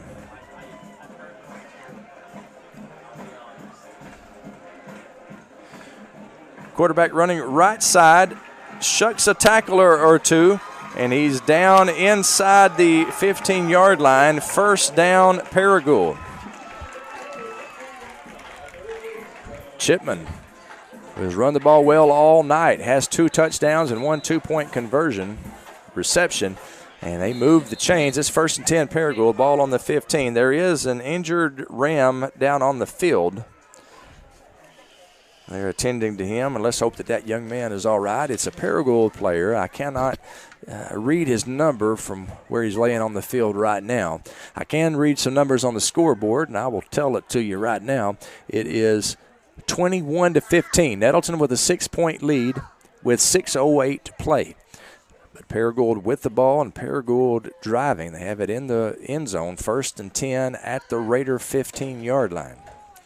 Medical staff is down there checking on the injured Ram. It's a lineman, number 58. And I don't have his number on this roster. So I think it's maybe 56. Maybe. Yeah, it's 58. It is 58, and on his helmet he wears 34. So I don't know. If it's 34, it's Xander Hinkle. Well, he's to the sideline now anyway. 1st and 10, Paragould from the 15-yard line of the Raiders. They give the number 2 a little counter play. He's thrown down by A.D. Blackburn about the 11-yard line. Going to be a gain of 4. 2nd down and 6 for Paragould. 2nd down and 7, I should say. 5:47 on the clock. Nettleton up 21-15. They're just running this clock efficiently as possible. And now, when they got the ball 10 minutes, it feels like just a few minutes ago, 6 minutes have already passed. Yeah, this This offense really eats up the clock for sure. Paragould's wanting to score and not leave Nettleton any time to return favor. Quarterback running left side, and he is stopped after a gain of a couple. It's going to be 3rd down and 7 for the Rams. 3rd down and 7. This is definitely 4-down territory, so they basically have got couple of downs to get 7 yards. And see, Money, now's the time for the Nettleton Raider defense to stiffen up and make a stop right here, put this game on ice. Nettleton with 21-15 lead, a 6-point lead with 4:48 to play in the game. 3rd and 7, ball on the Raider 12-yard line. Shipman, the quarterback, he's going to carry it right up the middle. He is hit immediately by Keon Stallings. Cohen Liggins cleans up the mess. He falls forward for a short gain. It's going to be 4th down and 6 for the Rams. They're going to call a timeout and talk it over what they want to do. It's their second timeout of the second half. With 4:22 remaining in the game, the score is Nettleton 21, Paragould 15. Back in 30 seconds, more Raider football on NTV and the EAB Sports Network.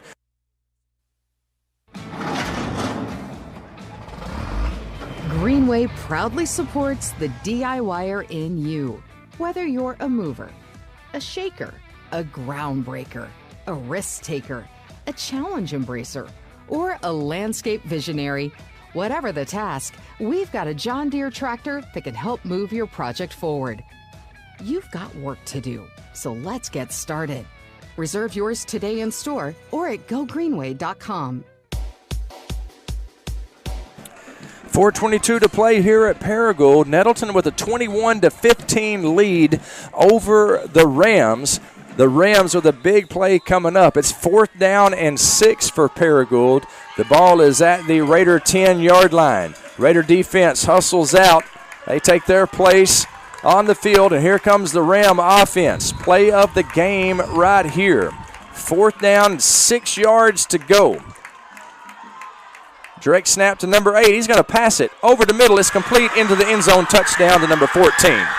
Touchdown, wow. Rams. Wow, number 14. That's Carter Ballou, the fullback. A beautiful play, and now Paragould have the chance with an extra point to take the lead for the first time tonight. And pause with 4:19 left. The Raiders have to do something. Yep. So it's 21-21 right now. And the PAT would give Paragould a 22-21 lead with 4:19 to play in the game. Low snap. Kick is up, and the kick is good. And Paragould has a 22-21 lead over the Raiders. 4:19 to play in the game. Back in 30 seconds. More Raider football on the EAB Sports Network. Pico Foods says good luck to all the players, coaches, cheerleaders, and marching bands taking the field tonight. Under the lights, it's not about who's in your path, it's about who's in your huddle. And Pico Foods is a proud teammate and supporter of local communities and the state's agricultural producers. Learn more about how Pico Foods buys direct to support local producers. In Arkansas and Missouri, call David Durham or James Chester, 870-202-7101. In Alabama and Mississippi, call Andrew Parker or John Taylor Hickman at 601-670-9383. 4:19 to play in the game. Paragould has scored 14 unanswered points in the fourth quarter, and they have taken a 22-21 lead over the Raiders. The good news is the Raiders will receive the kickoff, and they have 4:19 to move the ball down the field and score the game-winning touchdown. Paragould to kick off, looking to beat the Raiders for the first time in 13 years. With a 22-21 lead with 4:19 to play. Chipman. Low kick, fielded at the 5-yard line by Q Thompson. Q Thompson looking for some daylight. He is hit at the 15, brought down, and it's going to be 1st and 10 Raiders at the 15-yard line. Good kickoff coverage there by the team in red.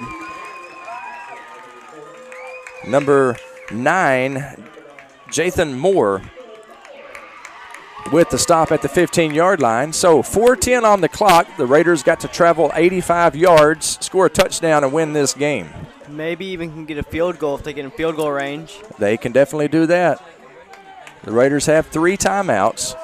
Maddox Hampton, the quarterback, gives the ball to downtown T.J. Brown, running right side, and he has a gain of about 5. It's going to be 2nd down and 5. He's out across the 21-yard line. We'll call it 2nd down and 4 for the Raiders. Clock at 3:55 and ticking. Got to move fast. Hampton gives to downtown T.J. Brown, running right side, close to a first down. I believe he's got the first down. He sure enough does. Needed 4 yards. I believe he got about 5, 6. So it's going to be 1st and 10 Raiders at their own 26-yard line. Hampton and Brown in the backfield. They got 3 receivers spread out wide to the right. Speed sweep to Q Thompson. He cuts inside, looking for some running room. He's going to be tackled for a loss. Hang on to the ball, Q. Yeah, that's going to be a big loss inside the 20-yard line. Well, they may give him forward progress. They give him forward progress to the 20. That's a big loss. That's a loss of about 5, maybe 6. 2nd down and 16 for the Raiders. The clock is at 3:05. Maddox Hampton in the gun. T.J. Brown goes in motion. Fires to Q Thompson, far sideline. Q gets back to the original line of scrimmage before he is shoved out of bounds on the far sideline. It's going to be a gain of maybe 7. And now they're going to call a penalty against the Raiders. It's going to be holding against Nettleton. And boy, that's big right there. So it was 2nd down and 16. And now it's going to be 3rd down and 26, depending upon the spot of the foul. You can't do that. Just can't do that in these moments. Yeah, that's a tough penalty right there for sure. I've said a 3rd down. It will be 2nd down. They will replay 2nd down. My bad. 2nd down and 27 for the Raiders. 2:47 to play. Paragould leads 22-21. 14 unanswered points in the 4th quarter. Maddox Hampton gives to the running back, T.J. Brown, a draw play, and he is across the 20-yard line. It's going to be 3rd down and long. He didn't get back to the original line of scrimmage, so it's still beyond the sticks. It's going to be 3rd down and 15 at the 20. At this point in the game, Nettleton will definitely go for it on 4th down. 2:20 to play. They trail by 1 point. Hampton rolling to his left, looking to pass. Looking downfield, it is complete to Nigel Bell. Nigel Bell is short of the first down. It's going to be 4th down for the Raiders, and it's going to be about 4 yards to go. Nettleton calls a timeout. We'll take the timeout with them. It'll be 4th and 5, and we come back. Game on the line. 2 minutes to play. The score, Paragould 22, Nettleton 21. Back in 30, Raider football on the EAB Sports Network. Go outside and play with Jonesboro Cycle and ATV. Jonesboro Cycle is your go-to for all your power sports needs, whether it be off-road, on-road, or on the wall. Check out their inventory of four-wheelers, side-by-sides, motorcycles, dirt bikes, cruisers, go-karts, scooters, personal watercrafts, boats, and even boat motors. Jonesboro Cycle is a 185,000 square foot motorsports mecca featuring all the name brands under one roof. Jonesboro Cycle and ATV on U.S. Highway 63 North in Bono and JonesboroCycle.com. 4th down and 5. Game on the line here for Nettleton. The score is Paragould 22, Nettleton 21. 2 minutes remaining in the game. Nettleton has it 4th down and 4. 4th down and 4. The scoreboard says 5, but it's 4th and 4 on their own 32-yard line. The only choice is to go for it here. Maddox Hampton in an empty backfield. 2 receivers to the right, 3 to the left, and the Paragould is going to call a timeout. We will take that timeout with them. 2 minutes to play in the game. Paragould up 22-21. Back in 30, Raider football on the EAB Sports Network.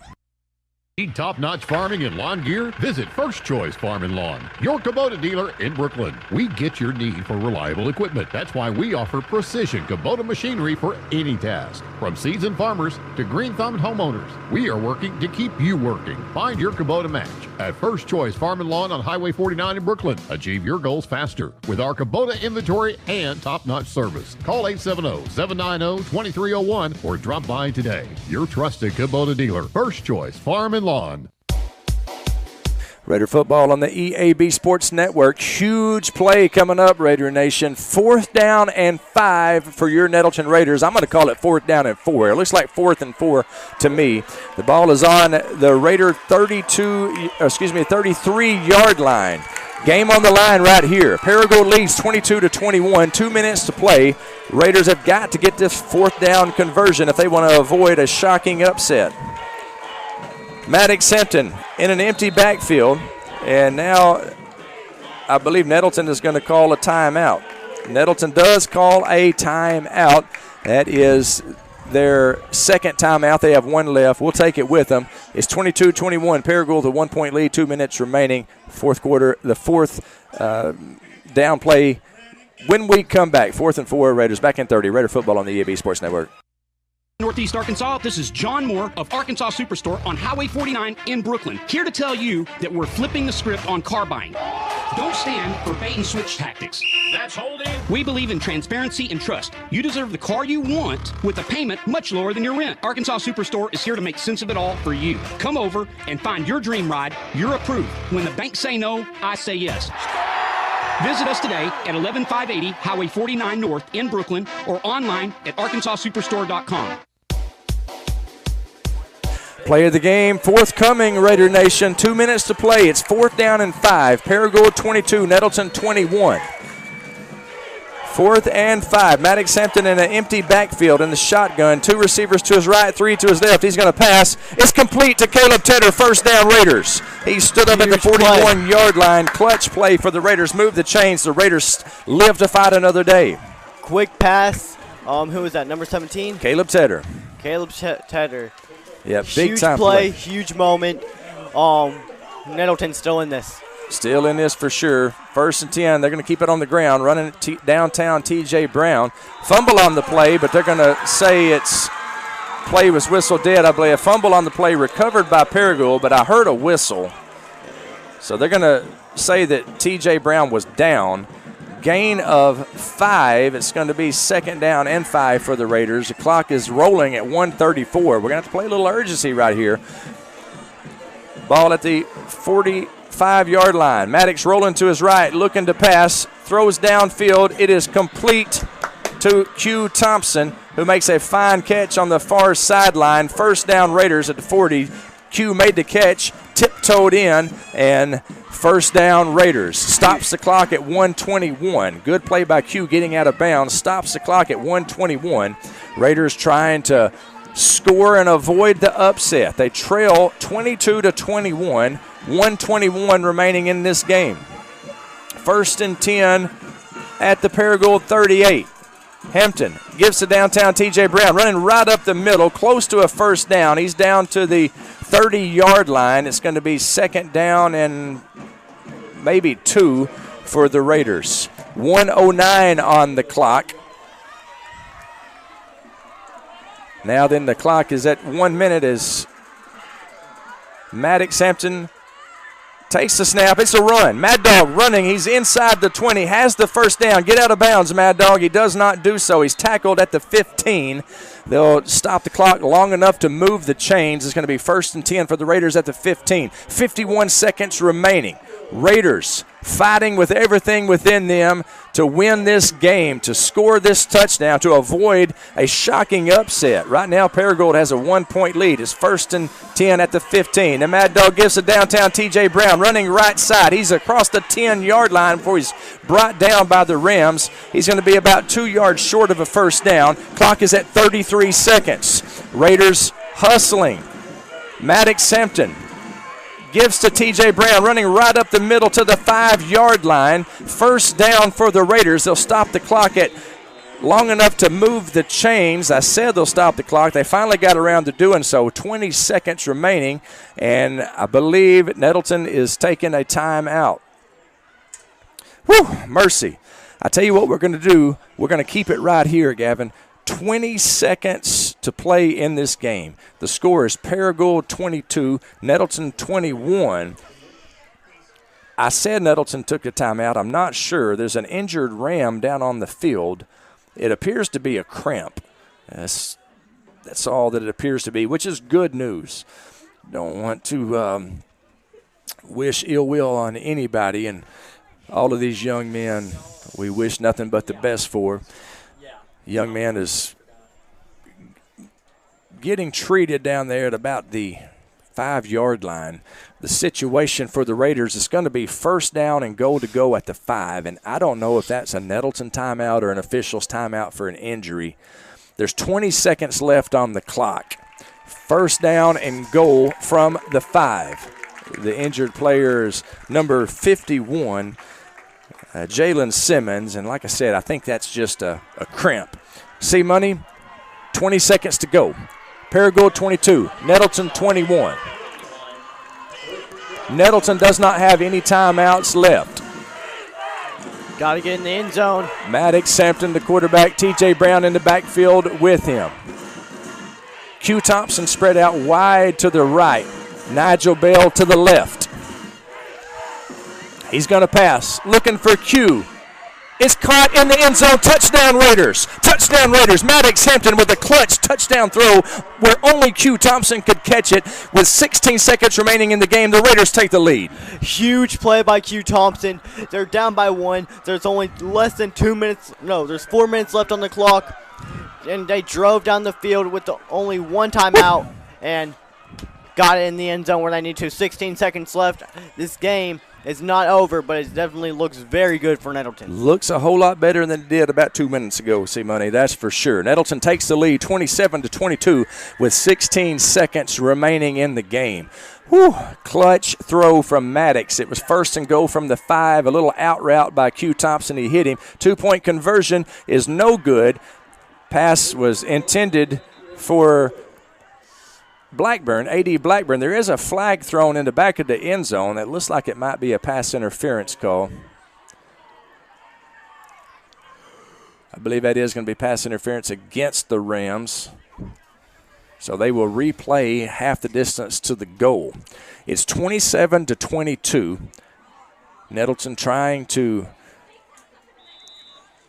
score the 2-point conversion to make it a 7-point game, meaning Paragould would have to score a touchdown and kick the PAT in order to tie.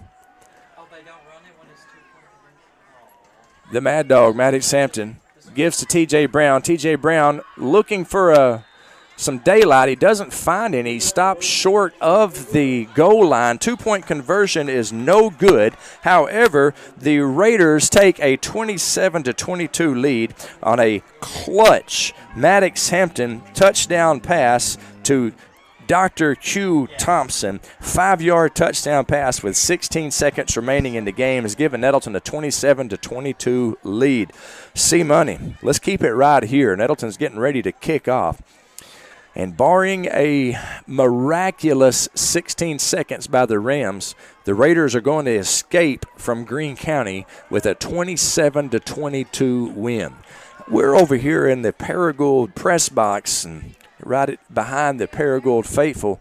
And let me tell you something. These fans are long-suffering. They have not had much success lately. And over the last 4 seasons, their record is 2-38. Would have been a major upset if they had been able to get a win over the Raiders tonight. And it looked like it might happen with 4:19 remaining in the game. They took a 22-21 lead over the Raiders. But Nettleton, with a 4-minute and 13-second drive, they have retaken the lead 27-22. The Raiders lead by 5 with 16 seconds remaining. Mason Wan on to kick, and I guess it's windy down there because it looks like Magnum B.A. Brandon Anderson is going to hold for him, and I would assume that we'd try to squib kick it to a fat guy.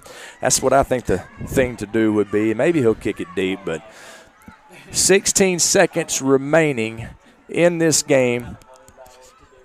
Mason Wan kicks it deep. It's fielded at about the 20-yard line by number 10.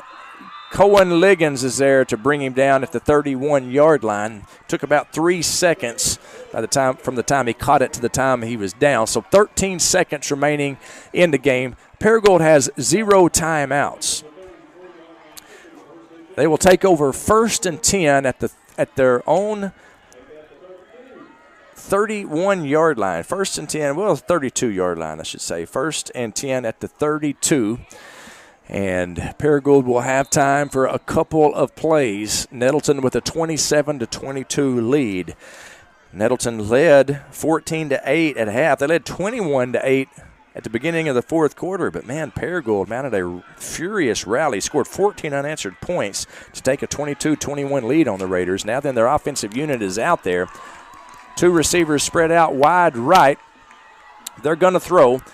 Looking downfield, it's incomplete. 8.5 seconds remaining in the game. They aired it out. They got time for a couple of more throws, a couple of more pass plays. Of course, a quarterback sack would be game over, as they have no timeouts, no way to stop the clock. Got the ball on their own 31-yard line. So they got 69 yards to go and only 8.5 seconds to get there. Nettleton's Nigel Bell playing deep center field.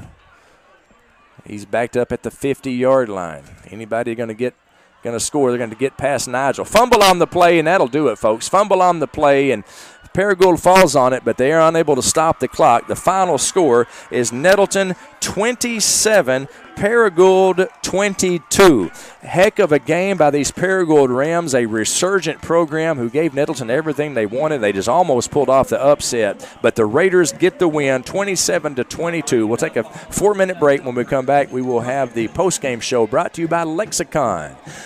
Lexicon Postgame Show. Lexicon can help you reach your goals and success. Go to lexicon-inc.com/football. That's lexicon-inc.com/football to learn more. Back in 4 minutes with the Postgame Show. Raider football on the EAB Sports Network. Every player on the football team has an important job so the team can reach its goal and success. Join our team at Lexicon right now and we'll help you reach your goals and success. Lexicon offers free on-the-job training through our own Lexicon University. We also offer competitive pay, a great health care plan, paid vacation, a sweet 401k plan, and more. Find out more at lexicon-inc.com/football. Hey there, Northeast Arkansas. This is John Moore of Arkansas Superstore on Highway 49 in Brooklyn. Here to tell you that we're flipping the script on car buying. Don't stand for bait and switch tactics. That's holding. We believe in transparency and trust. You deserve the car you want with a payment much lower than your rent. Arkansas Superstore is here to make sense of it all for you. Come over and find your dream ride. You're approved. When the banks say no, I say yes. Visit us today at 11580 Highway 49 North in Brooklyn or online at arkansassuperstore.com. Mom, I can't get my homework to upload. Dad, my video game is froze again. Babe, is our internet down again? I'm missing the big game. Honey, I'm trying to make this online payment, but it just keeps buffering. Get your life up to speed with high-speed internet from Empower Broadband. Empower's reliable service brings high-speed internet to even the most remote areas of Northeast Arkansas. With Empower Broadband, you can stream your favorite movies, video chat with loved ones, work from home without interruptions, and so much more. Empower Broadband. Life up to speed. For more info, visit empowerbroadband.com.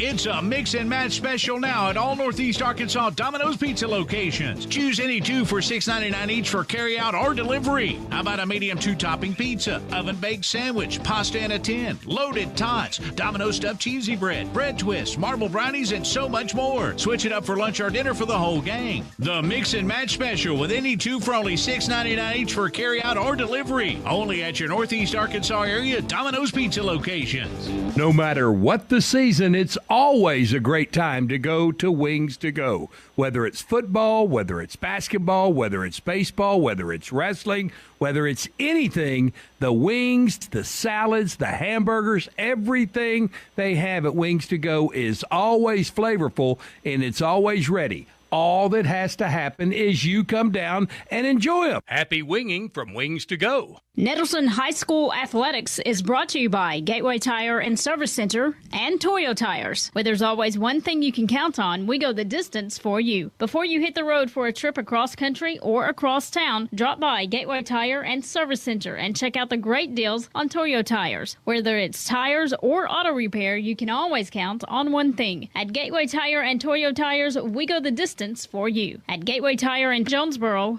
we go the distance for you. You raised your family here, did every July 4th here, refinished the floors here twice, sized up your daughter's boyfriends here, waited in the doorway all day when your son was coming home on leave.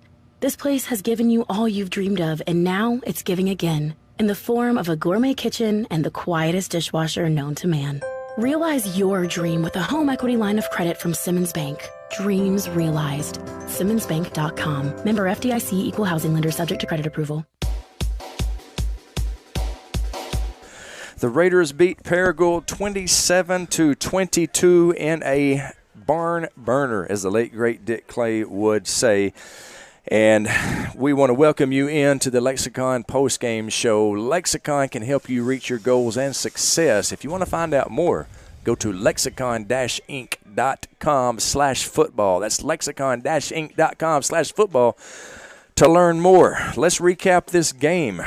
Craig Miller and Chris Ropel catching our breath and thankful for a Raider win tonight, 27-22. Nettleton jumped out to a 7-0 lead in the first quarter. A Maddox Hampton touchdown pass to Q Thompson, 14-yard pass with 4:22 remaining, made the score 7-0 after Mason Wan's PAT. Paragould, however, took the lead in the second quarter. Their quarterback, Cole Chipman, with a 23-yard run, made the score 7-6 with 10:55. And then the strangest thing happened. A PAT attempt, a busted play, kind of a botched snap. The holder had the presence of mind to pick the ball up, drop back, and he found Chipman wide open. Chipman caught the ball about the 3 and dashed into the end zone. That made the score 8-7. Nettleton, however, took the lead before the half. A 4-yard touchdown run by downtown T.J. Brown with 4:48 remaining in the second quarter. After Mason Wan's PAT was good, it made the score 14-8, and that was the score going into the halftime intermission. Third quarter, Nettleton came out with guns blazing. 3 and out. Paragould had the ball first. But the defense stopped them 3 and out, and then got the ball, marched down the field, and scored a touchdown. It was capped off a 23-yard touchdown pass, just a beauty from Maddox Hampton to number 18, Nigel Bell. Good to see Nigel playing more offense as he's been playing defense the last few days, playing both ways, and made a great catch, 23-yard touchdown reception with 8:45 to play in the third quarter. Made the score 21-8. Mason Wan with the PAT was good, and the OTMC was thinking, we're about to rout these guys. Not so fast, my friend, as Lee Corso would say. Paragould scored 14 unanswered points in the fourth quarter. The first score came on a Cole Chipman. There's that man again. Cole Chipman, 2-yard run with 11:30 to play after the PAT kicked by Aiden Chipman made the score 21-14. Then Paragould scored again with 4:19 remaining in the game. A 6-yard touchdown pass. They didn't throw it much tonight, but that one was effective. Lucas Deathridge hit Carter Ballou in the end zone with 4:19 to play, made the score 21-21. The PAT was good, and that gave Paragould a 1-point lead, 22-21. The Paragould faithful was going crazy over here. Nettleton received the ball. 4 minutes and 13 seconds later, Maddox Hampton hit Q Thompson, an out route in the middle of the end zone, or on the far sideline, I should say, about 5 yards deep into the end zone. A beautiful route and a perfect pass with 16 seconds remaining in the game. Q Thompson made the catch, got his feet in, and Nettleton led 27-22. 2-point conversion, no good. But Nettleton, that did not matter. Nettleton had the 5-point lead at that point. The defense stood up and kept Paragould out of the end zone in the remaining 16 seconds. Nettleton wins 27-22. They moved to 5-1 on the season, 3-0 in conference. Paragould drops to 1-5, 0-3. Nettleton will face the Batesville Southside Southerners next week at Raider Field. Would be glad to be home for sure. Southside coming in tonight's game undefeated, and some are saying is the favorite to win the conference. Very good team. Should be a battle next Friday night. Raider faithful, let's make sure and show up. It's time to name the JOSM Player of the Game. The Player of the Game is brought to you by the Jonesboro Orthopedics and Sports Medicine. They've been getting you back in the game for more than 40 years. The JOSM Player of the Game, Chris Schropel and I have been talking it over, and man, we could have given it to several people. Maddox Hampton, for instance, he had 3 touchdown passes. Could have given it to the Mad Dog, but we chose to give it to Q Thompson. Dr. Q Thompson, if you will. He's come up big for us all season long. Last week was heroic. As we've been a little shorthanded the last couple of weeks, Q stepped up big time in the win over Brooklyn, and tonight Q came up huge, 2 touchdown passes, including the game winner. Q Thompson is the JOSM Player of the Game. Chris, I can't think of anybody on the team more worthy than Q Thompson. Me either. He had that game-winning touchdown pass, like you said. Not only that, just all around. He also caught some jet sweeps. Got in defense. I saw him on a few plays a little. Maybe not getting any tackles, but still on the defensive side of the ball. That's right, and he made a difference for sure, and he is the JOSM Player of the Game, Q Thompson. Whew, mercy daddy. The Raiders win 27-22. They avoid a shocking upset. Hats off to this Paragould Ram team. They played hard tonight, and they played well. They're going to slip up on some people this year. They're 1-5 right now, but let me tell you something. They're heading in the right direction. Hats off to Coach Randy Phillips and the Paragould Rams. They gave us all we wanted, but the Raiders defeat Paragould for the 13th straight time, 27-22. For all of us here at Nettleton, for the director Blake Isbell, assistant director Isabella Devereaux, for the camera operators Lindsey Miller and Jacob Linderman, for Gavin Grubbs back in the EAB studio, and for my tag team partner tonight, Chris Schropel, I'm Craig Miller saying thanks, everybody, for tuning in tonight. We'll talk to you again next Friday night as Nettleton hosts Southside at Raider Field in what should be a humdinger of a game. Hope that you can join us then. For all of us here at Nettleton, thank you for joining us. Good night, everybody. Raider Pride is justified. Raider Pride forever. You've been listening to Nettleton Raider Football on 101.3 Bob FM. Presented